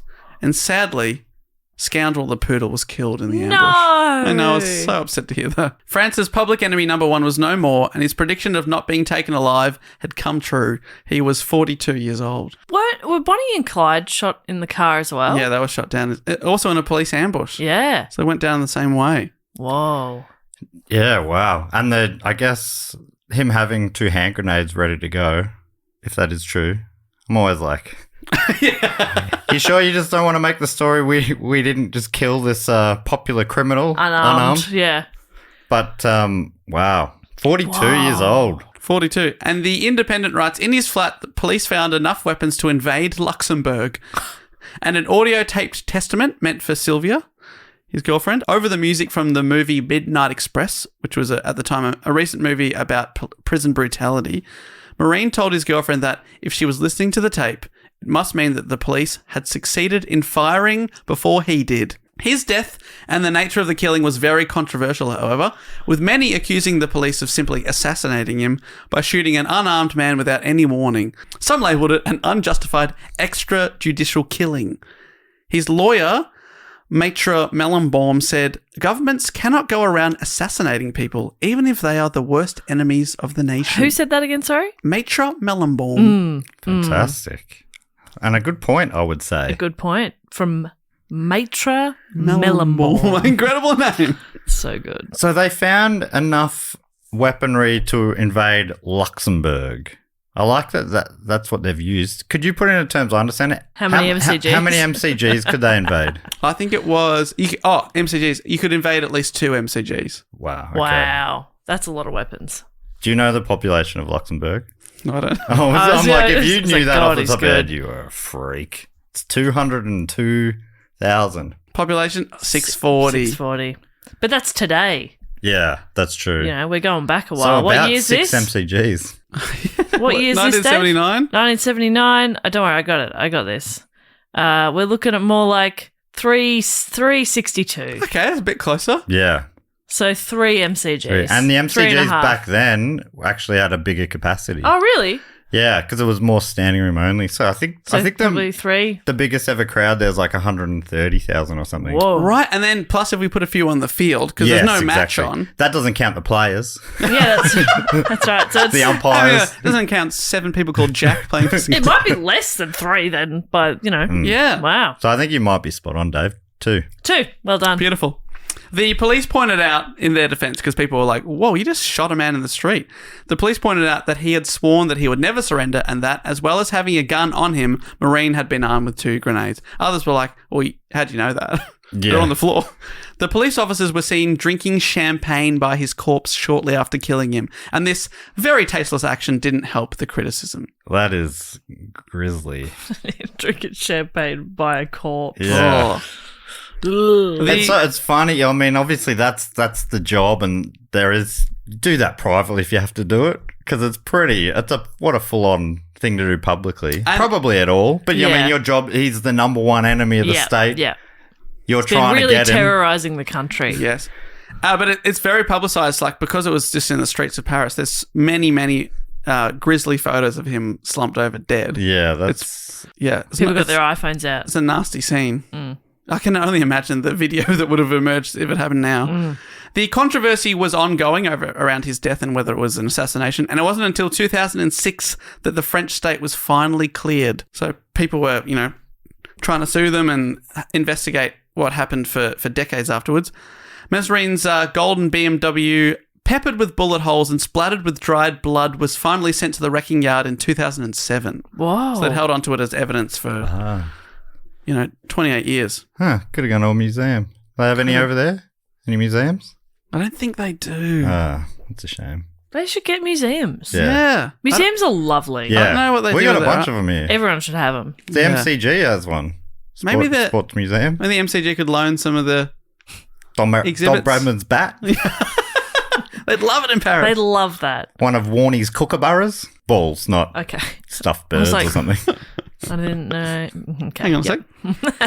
Mesrine is still a well-known and divisive figure in France. A film was made about him in the early 80s, and another two-part film was made in 2008, directed by Jean-Francois Richet. Mesrine Part 1, Death Instinct, and Mesrine Part 2, Public Enemy Number 1, which is confusing. Part 2, Number 1. Vincent Cassel, who you might know from Black Swan, the Ocean's movies, or the Jason Bourne film, played Mesrine and won a bunch of awards, including the Caesar for Best Actor. Oh. The Independent writes, a legend has grown up in book, film, song, rap, and now blog of Mesrine. I love that. And now a blog. And the most prestigious of all, blog. If he could see himself now, you've made it. You've been blogged about. He's been seen as a kind of Robin Hood. The film suggests that, au contraire, Mesrine was a much more modern figure, an early prototype media monster, a gangster more interested in his image than his earnings, a man who turned his life into a permanent biopic, or biopic as other people correctly say, with the enthusiastic support of the French popular press. So yeah, he's a controversial figure, something that he seemed to acknowledge in the audio he recorded for Sylvia. We'll end on this quote. He said to her, "What is terrible is that some people will try to make me into a hero. And there are no heroes in crime. There are just men out on the edge who do not respect the law." So yeah, He's on the edge. he's an interesting figure because he wrote many books and he wrote a lot about himself, and a lot of the time he seemed to sort of contradict himself. Because it sounds like he did think of himself as a hero Yeah. sometimes. But then at the end he was like, "I'm not really." So I don't know if we'll ever know the real Jacques, Oh. because he had so many disguises, so many wigs, so many personas, but definitely an interesting life, if nothing Yeah. else. That's everyone, isn't it, though? We all wear masks. Mm-hmm. We all wear wigs. We all wear 3 wigs. I know I'm wearing 3 right now. We all, we show different versions of ourselves publicly and privately and to different people. I think I see a lot of myself in Jacques, and it's mainly the 3 wigs. The fake beard. I've said too much. But yeah, Dave, what a wild, I've never heard of him, but that is a wild tale. I've never heard of him either before. Yeah, And great I think story. much like him, I thought he was pretty fun occasionally and then thought, oh no, this guy's a real piece of shit, Yeah. which I think probably in the end was the clearer of the two. What did you think of him? You got to know him? It's funny when you learn so much about someone who is undeniably a bad person like we do on this show every now and then. Sometimes you feel you sort of understand them, but usually in the end you're like, oh, you're a piece of shit. Yeah. What about you? You love this guy, I can tell. I mean, there was definitely some interesting and quirky parts of the story. Yeah. But overall, not a great guy at it. No. But yeah, you're right. I mean, from like a podcast perspective, you look at it and go, oh yeah, there's some quirky little bits in here that'll be Yeah. fun. But overall, a career criminal. Yes, absolutely. Killed a lot of people. And seemed very remorseless and quite, happy to big himself up Yeah. when he had the opportunity, yeah. Yeah. And, doesn't that say something, man?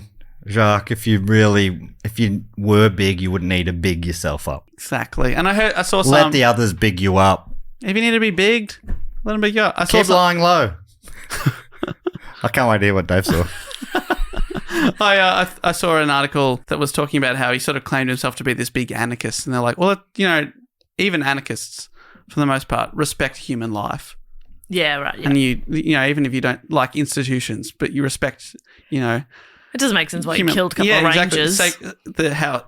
Human life is sacred, but he had none of that. So he was just using that as a platform and ideology to justify his. Oh, what? He wasn't conforming to your idea of anarchism. Oh, all right, Dave. I want you to be an anarchist, but exactly like I tell you to. Frickin' hell, Dave. You are the man. Dave, you're the man. Bang. Sorry, I got the tone wrong there, didn't I? I think am I right in saying that brings us to everyone's favourite section of the show? Yeah. Oh my God, people love this section. So for those who've just skipped to this part, welcome to another great show. Yeah. You've missed a fascinating story, I've got to tell you, but you are here for the best part of the show. Absolutely. Where we thank a few of our great supporters. These people help make the show possible. They keep the lights on in the stupid old studios here. And you can get involved at patreon.com/DoGoOnPod. What are some of the things people can get if they get involved there? They get to vote on topics that we are doing. Like this one today? Absolutely. It was chosen for. You get access to the greatest corner of the internet, our Facebook group. You get early access to tickets. You get all sorts of wonderful stuff and bonus episodes. Yay. Yay. Yay. You also get to be involved in the Fact, Quote, or Question section, which I think actually has a jingle go something like this. Fact, quote, or question. He always remembers the ding. She always remembers the sing. And the way this works is people on the Sydney Scheinberg level, there's a bunch of different levels you can join up to at patreon.com/DoGoOnPod. And one of them is the Sydney Scheinberg level. On this level, you get to give us a fact, a quote, or a question, or a brag, or a suggestion, or a joke, or a recipe, or really whatever you like. Yes. You also get to give yourself a title. I read them out for the first time when I read them out. That's just me giving you a heads up that I might fuck up pronunciations of words. The first one comes from Nick Brennan, who's given himself the title Senior Vice Associate of Making Matt Listen to Interesting Music. Brackets, Parkway Drive needs to be listened to, Matt. Close bracket. That's, Dave, they feel like a band that you might like, Parkway Drive. Yeah, I sort of, I've seen them before at like a couple of festivals and stuff like that. Did they headline the one we went to last year? Or this year? No. Who was that? I get a few bands confused. No, that was Bring Me the Horizon. Yeah, they're two bands I get confused. Right. Are they similar at all? Yeah, it's genre-wise, but Parkway Drive's the Aussie one. Screamo sort of thing, Yeah. right? Oh, Bring Me the Horizon are not Australian. No. There you go. I believe English. Huh. Well, to me, very unique and individual bands that I can tell the difference of. Parkway Drive, they're Australian. They're the Byron Bay ones? Yes. I should listen to them. I believe they're very good, but yes. Thank you, Nick. I'll get on to them.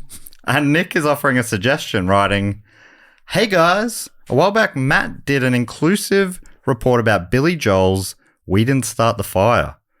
I wonder what inclusive in my way. I'd read it. Anyway, I have just come is it exclusive? Maybe exclusive. Because it was a Patreon episode? It was a bonus one? But it was inclusive. I included all of the facts. Maybe. Yeah. Goes on to say, "I've just come to know that there is an updated version of the song by Fall Out Boy. It covers the major events from 1989 to 2023. I know for a fact this would be an amazing report to add to your catalogue. Fall Out Boy absolutely kills this song." Doesn't say if that's in a good way or a bad way. And it was giving me goosebumps the entire way through. Doesn't say if it was a good or bad way. Bad goosebumps. Yeah, terrified. What do you say, Matt? Can we get a report on all the references in this song? It covers everything from LeBron James to 9/11. It really was a different time back then. Elon Musk to the Suez Canal. Canal. Hope you guys have a chance. It's not either of those pronunciations, is it? Canal. I got it right first? Yeah. Holy shit. No, you said canal. And what is it? Canal. Okay. And it's Is definitely not canal. It's a Craig situation. Can you hear the difference? Canal. Yes. Canal. Which one's right? Canal. The second one. Yeah. Canal. Canal. Both wrong. Canal. Wrong. Canal. Canal. Yep. So, Craig. anyway, Suez Canal. Craig. Finishes by saying, "Hope you guys have a chance to dive into this song. It's such a banger. Love you guys. Also, my wife has a question. Matt, have you checked out Parkway Drive yet? I'll do that. Ask me about it on the next episode." Does he mean have you checked it out between reading his title. No. I'm guessing he's suggested it to me in the past and I forgot, but I will do it soon. But you might have to remind me again, to be honest. Thank you so much, Nick, for those suggestions. Maybe, I don't know where Nick's from, but maybe he's even done that to me in person. I'm not sure. That does seem, that rings a bell. But yes, people who don't know, we did a bonus episode. It was actually the Golden Shiny Gary Award-winning bonus episode last year. People's favourite bonus episode from last year. So yeah, I think that's a great idea. I reckon I will do that. But again, Nick, you might need to remind me if I forget. The next one comes from Kelly Clark, a.k.a. Brigadier, plain name Brigade. Oh, my God. Brigadier. That is so good. I don't think I ever connected Brigadier with Brigade before. No. Isn't that? Yeah, me either. Seems obvious now. It does, actually. Brigade. Brigadier. Oh, my God. And she's offering us a brag. Okay. Brigadier Brigade brag. Send it our way, Kelly. Brag / shout out writing. This is for the wonderful, I'm sure. Hang on. This is, oh my God, this is amazing. For a second, I had a bit of deja vu, but it looks like Kelly's just done the same thing as. Bragged for somebody else? Yeah. Mayan Gallagher did a couple of weeks ago. Anyway, let's hit it up again. This is all about how nice this corner of the internet is. Two different people shouting out Rachel Giraffe, pronounced like giraffe, in honor of receiving an accolade at the recent Inspire Awards. The awards are for librarians, and Rachel Giraffe was recognised in celebrating the best of learning, creativity, innovation, service, and excellence. Those of us in the Patreon WhatsApp group, which is obviously where this was all inspired by somewhere, which is also a thing that I didn't know existed, got to hear Rachel's brag and see relevant video of the evening. It's not her value, but she also scrubbed up all right on the night. And apparently if you're in the Facebook group, someone will post if you want to be involved in the WhatsApp group, maybe Kelly will post about that this week. That's awesome. That's so nice. What a beautiful corner of the internet, all bragging for each other. That's lovely. Once again, Rachel Giraffe, congratulations. You've done us proud. I think it's giraffe. Giraffe. Yeah. And what do I normally say? Giraffe. And so they giraffe. say like giraffe. Yeah, giraffe. Giraffe.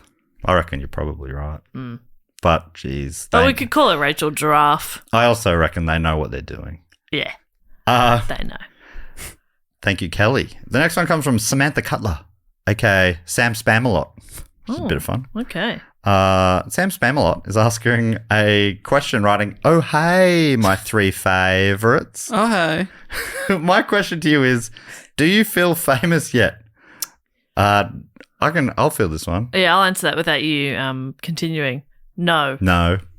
Do you feel famous yet? Yeah. It just happened. Oh my God. Wow. Oh my God. Not until this very moment. Whoa. Oh my God. Whoa. I mean, it's only when you're asked a question like that you know. Yeah, that's true. When someone says, "Do you still do comedy?" And you're like, I think you just answered my question. Your own question. So it goes on to say, I coincidentally ended up in London for work. Mini brag, I directed a film called The Smeds and the Smooze. Please watch it. That sounds like incredible. In time for a live book cheat and standing in the queue outside waiting to go in, Matt walked past. That's me. I've been listening to you for so long. It was the strangest moment seeing a real life Matt walk by. I excitedly screamed, "Matt!" and he just kept walking. He is old. He probably didn't hear you.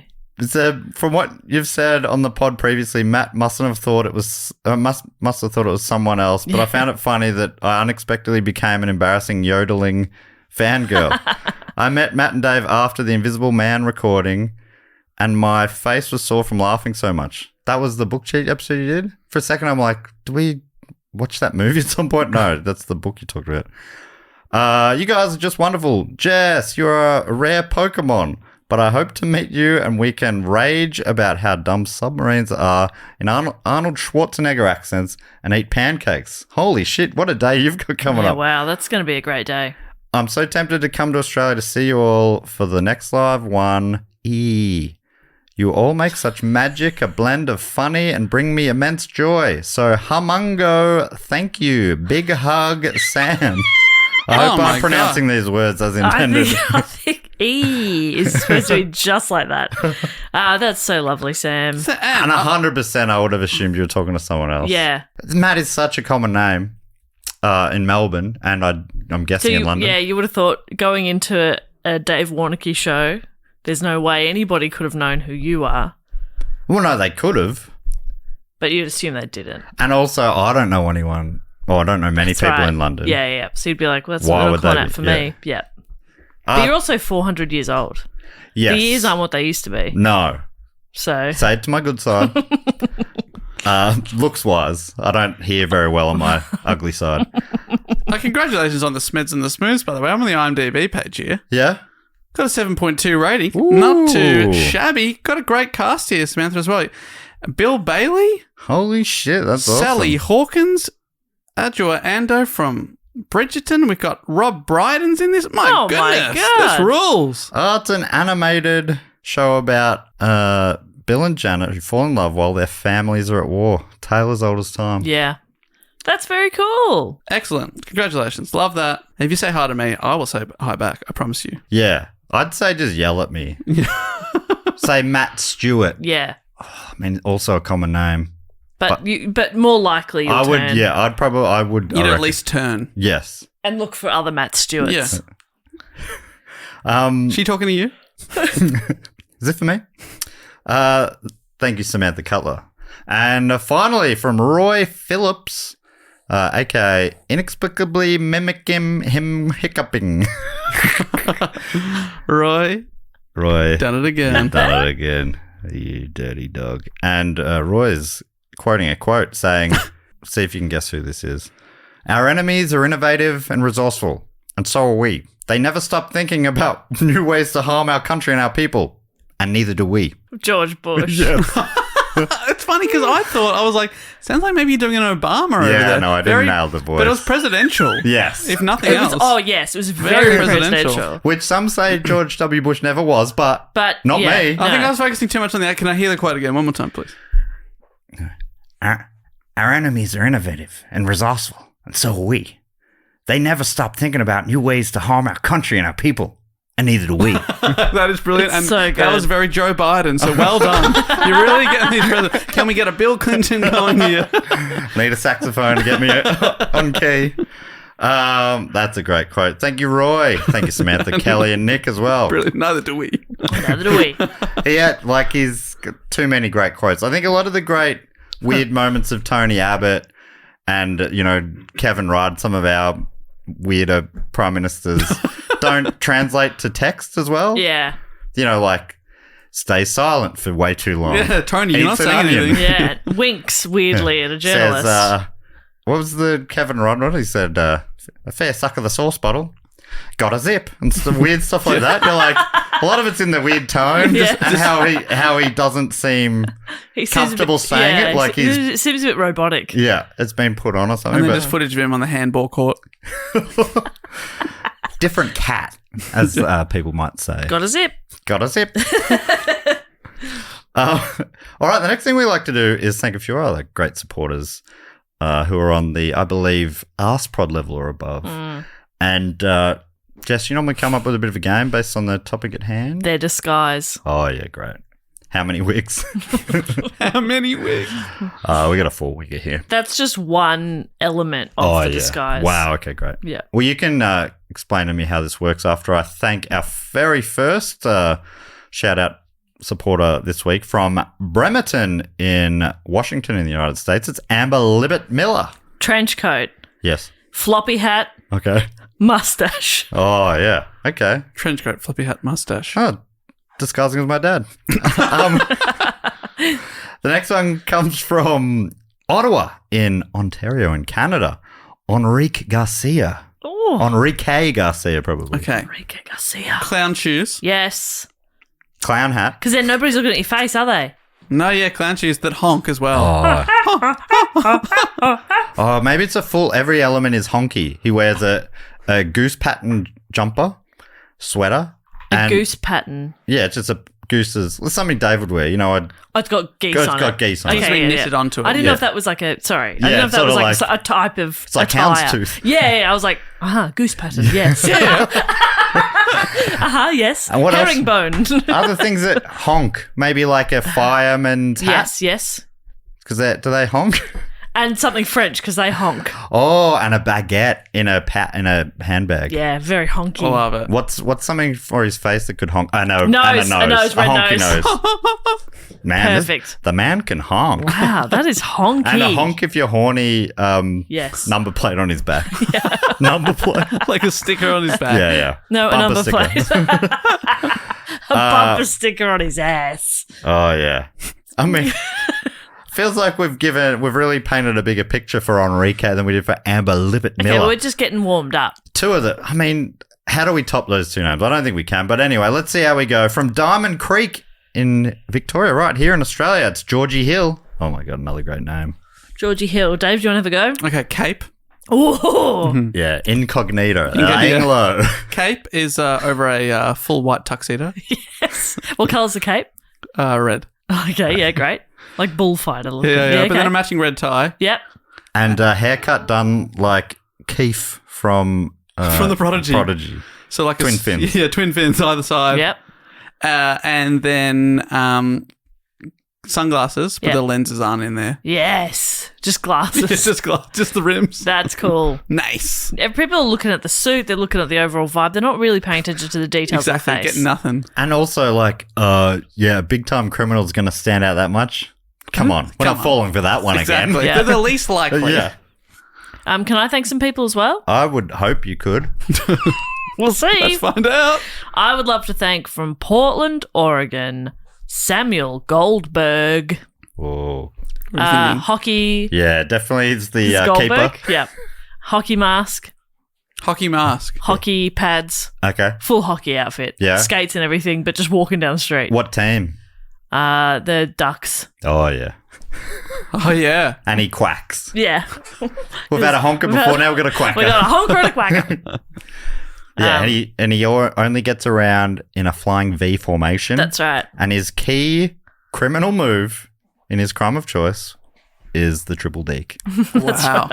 And he also leaves a trail of breadcrumbs. Yeah. Yeah, that's calling card. And a knuckle puck. There's Samuel a lot. There's a lot Goldberg. going on, but it's very distracting. Also, very little going on as well. Yeah. I would also love to thank from Middlesbrough in Great Britain, Danielle Lindsay. Danielle Lindsay. Danielle Lindsay is wearing a fine perfume. Oh. One that makes Is you... intoxicating. It intoxicates you so much that you can't see anything else. Wow. She's like the breeze. Oh, wow. That's what her criminal sort of name becomes. Breeze. The breeze. We've been done over by the breeze. Oh, not the Wow. breeze. You don't see her coming, No. but you smell her when she's Yeah. gone. You smell her leaving. That's good. You don't see her coming, but you smell So no her one can leaving. identify. Oh, what were they wearing? I don't know. I don't know. I can't identify Maybe the smell. nothing, maybe everything. I've worked in fragrances my whole life. I cannot identify this scent. And once the Wow. statute of limitations comes to an end, Danielle Lindsay creates and she releases the scent commercially, and it becomes a huge hit. Whoa. And you'll never guess what it's called. What? The breeze. Whoa. Yeah. Is there a Son of Sam law, though? Can you profit from this crime? The statute of limitations on the Son of Sam law ran out Fantastic. in Middlesbrough. Wow. Very specific to that town or city. Oh, that's fortuitous. Middlesbrough sounds familiar. I think they've got a football club, don't they? Yeah, I reckon that's it. Why do I know anywhere? Why Have they got like a sports team or something? And finally, for me, while you look up Middlesbrough, I would love to thank from Scottsdale, Arizona, in the US of A, David Green. David Green. All right, I'm thinking Here we go. Abraham Lincoln, chin strap beard. Yes. Okay, and then I'm thinking, Indiana Jones hat. absolutely perfect. Yeah. Neo from The Matrix's jacket, Yes. and on his feet, those $800 Crocs that Justin Bieber released. Yes. Perfect. Nailed it once That is again. a beautiful outfit. That is odd. I would wear that.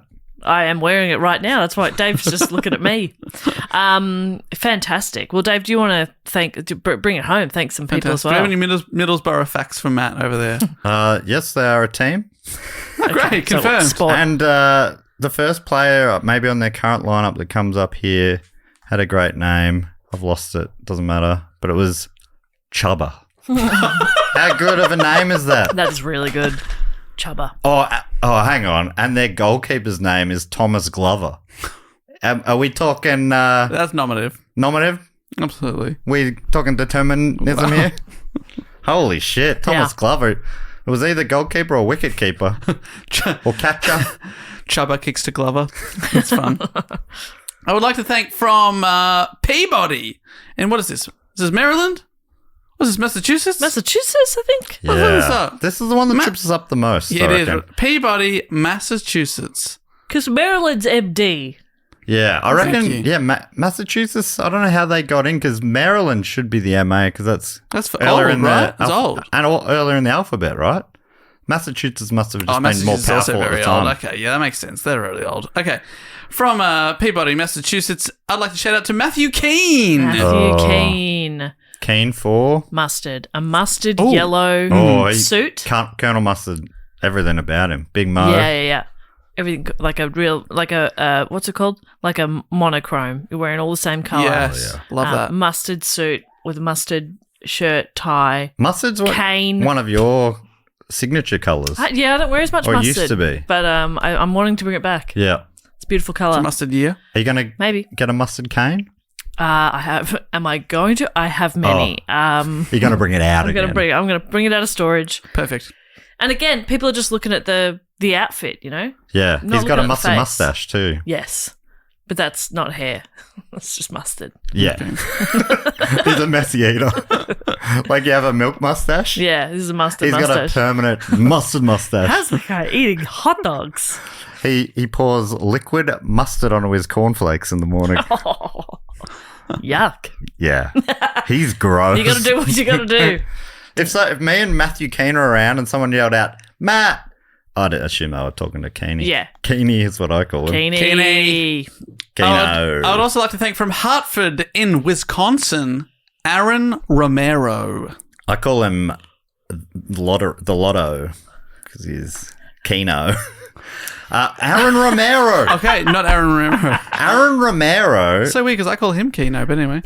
I know you two don't get on our YouTube page very often because it doesn't have that many listeners there, and you're like, we're not going to bother. There's not enough people there to care. We don't get out of bed for less than 10,000 listeners. Okay? That's right. Wow. Okay. So it is less than that. Okay. But Aaron Romero is he comments on a lot of the episodes, often with quotes, and these are old episodes, and I'm normally like, I'll often like them, but be like, no idea what this means. He could just be making these up. But I love his work. Also had a past career as a rapper, Aaron Romero. Oh my gosh. If that helps you paint a picture. Well, I was... So he needs to be away from that for it to be a disguise. So not a rapper. Yeah. Anything but a rapper. Okay, what about... Ballerina. Oh, yeah. Oh, yeah. Ballerina, but what about, to cover the face, he's wearing like an astronaut helmet. Oh, yeah. That's beautiful. That'd be really nice. You wouldn't see him... But you'd be touched by the grace of his movement. Yeah, exactly, twinkle toes. So we're going, what? Yeah, leotard. Tutu. What are the shoes called again? Ballet shoes? Yeah. Point. Is that right? And the point shoes. Point shoes. Yeah. Oh, fantastic. Aaron Romero, fantastic work. Love your work. And finally, I would like to thank from Boyne Island. Oh my God, I love that. Never heard of it, Where is Boyne Island? It's in Queensland. Yeah. And it's a big shout out to Hannah Hicks. This is, like I've said this before, but this is our greatest batch of names ever. Every single one of them, a beauty. I'll go through them again. I love it too. After we stop recording, I'm going to just read them again. Okay. And then I'm going to record it, and then I'm going to listen to it on repeat as I go to sleep tonight. That's nice. Hannah Hicks. Aaron Romero. Matthew Keane. David Green. Oh my God, a bit of a rhyme there too, which is always good. Beautiful. And what is Hannah Hicks wearing in Boyne Island? Boyne, well, when I think Boyne, onomatopoeically, I think pogo stick. Oh, okay. Yeah. Boyne. Yep. So is it a pogo outfit? But Island, at Queensland Island, I'm also thinking beautiful beaches, sunshine. Obviously, Queensland's got every kind of climate and landscape, but I'm picturing pogo stick, but also like a pool floaty, a wearable ring. Yep. Maybe that's a flamingo. Probably gonna need some more clothes. What else are you offering there, Bob? Maybe Skivvy. Yeah, skivvy. Oh, skivvy. Okay, good one. Which I think in some countries means underpants, but I forget. I remember the Wiggles episode. Just imagine the Wiggles. The Wiggles episode got us in a lot of trouble. Like a Well, not turtleneck, trouble, I but- guess. And what about I like skivvies. Skivvy. fingerless gloves? Fingerless gloves. Oh, Yeah. bring back a classic. Yeah, What leather. about gloveless fingers? I've got those. I You've bought got one the pair of rest of gloves. them. I cut the fingers off. This is for you, Hannah. The rest is for me. That's nice. That's good sharing. I think you look fantastic on Boyne Island. I wouldn't Anything- recognise you. At the moment, she's pantsless, apart from the flamingo ring. I'm going to say, and pants. All right. Thanks so much to Hannah, Aaron, Matthew, David, Danielle, Samuel, Georgie, Enrique, and Amber. You're all so beautiful to me. And the last thing we like to do is welcome a few people into our Triptych Club. Jess, you explained this so well. Yes. So what this is people who have supported us at patreon.com/dogoonpod for 3 consecutive years. And we welcome them with open arms into this exclusive club. Once you're in, you cannot leave. But you won't want to. It's like paradise prison. And we have And you've band. got a last sentence. we have bands play, we have food, and we have dancing. And Matt's standing at the door. He's lifting the velvet rope. He's ticking your name off a clipboard. Dave's there on stage, hyping you up. You're running through, you're high-fiving everybody. Everybody's cheering that you're here. Matt reads the names. Dave hypes you up. I hype Dave. Matt usually says smart-ass things about It's what Dave's doing. unnecessary, but honestly. food-wise, look, I feel like only last week I brought in a bunch of French cuisine. And so I'm not changing the menu again, am I? We got snails. We got French martinis. We got French fries, baguettes. Or baguettes with camembert, Yes. mustard, Delicious. French mustard, Okay. tomato, Yep. and pomme Yes. Date? de terre. Pomme de terre. What does that mean? What does that Apple. mean? What did you say then? Apple. Apple. It's got apple on there too. So just 2 inductees this week. Dave, have you booked a band, did you say? You're never going to believe it. I book these bands. I've been in talks with these people for about 18 months. Whoa. And you don't have to get to your Spotify app, Matt, because live tonight, Parkway Drive are in the building. What? Whoa. You can experience them. Oh, that is so convenient. How good is that? Because otherwise Matt would forget to check out Parkway Drive, and now he'll be forced to. I can't wait. I can't wait to check them out. It's going to be great. I'll be there with them, hanging out afterwards too. And just 2 inductees this week. Yep. So, Dave, you ready to do some of your really strong wordplay? Oh, yeah, absolutely. I'll never stop. Oh, boy. Yep, he'll be fine. No, I fucked it up. All right. Are you ready? Yes. Pomme de terre is potato and pomme is apple. I got it the wrong way around. Yeah, okay. Sorry about that. Go back to class, mate. Yeah, fuck. Kicking myself. But don't worry, I'm hyped up. Get on down here. We have got the club for you to come on in. Let me hear you up the back. Woo! I'd Let love me hear to you up the know. front. Woo! Yeah, nice. Love to know the first time a listener corrected Dave on something that scarred him in this way. Yeah, that yeah. he's like sweating in between. That's why I So avoid that youtube.com. Thank you so much. People are very happy to it's say. become a much friendlier place in recent times. YouTube in general or our YouTube? Our YouTube. Since it's only the episodes that get a lot of views that get the hate. The ones that get the not many views, which is most of them, the views are of a wave line. You know? Yeah, it's not the most interesting to watch. Anyway, let's welcome some people in. First up from Dublin in Ireland, it is, I believe, Owen Maguire. Owen Maguire, they're on fire. Woo! And secondly and finally from Mernda here in Victoria, Australia, it's Julian Wren. I'm going to go for a song here. Okay. Julian Wren, out of Wren, every time. 10 out of 10. Might have 10, Yes. out of 10. So much more every time.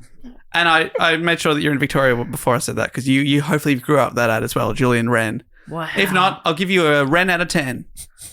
There we go. That's great. But the musical version's better. Oh, agreed. Everybody agrees with that. Every time. Julian Wren and Owen Maguire, you two legends. Make sure you make yourselves at home. You better. Jess will be watching out. Better get cozy. If you're not cozy, if you're not mingling, unless you don't like mingling. And that's fine. That's fine. That's okay. You don't have to mingle. You do you, but by God, make yourself at home. Man, I'm always jealous of minglers. I was at a party not too long ago with you two, a good friend of the show's birthday, and their mum came up to me and said, "Just doing the rounds, meeting everyone." And I said, "Oh, you've saved us for last, have you? We're pretty intimidating." She said, "No, you were first, actually." I'm like, "What? We're the least intimidating people here." Either way, I seem to take it personally. But anyway.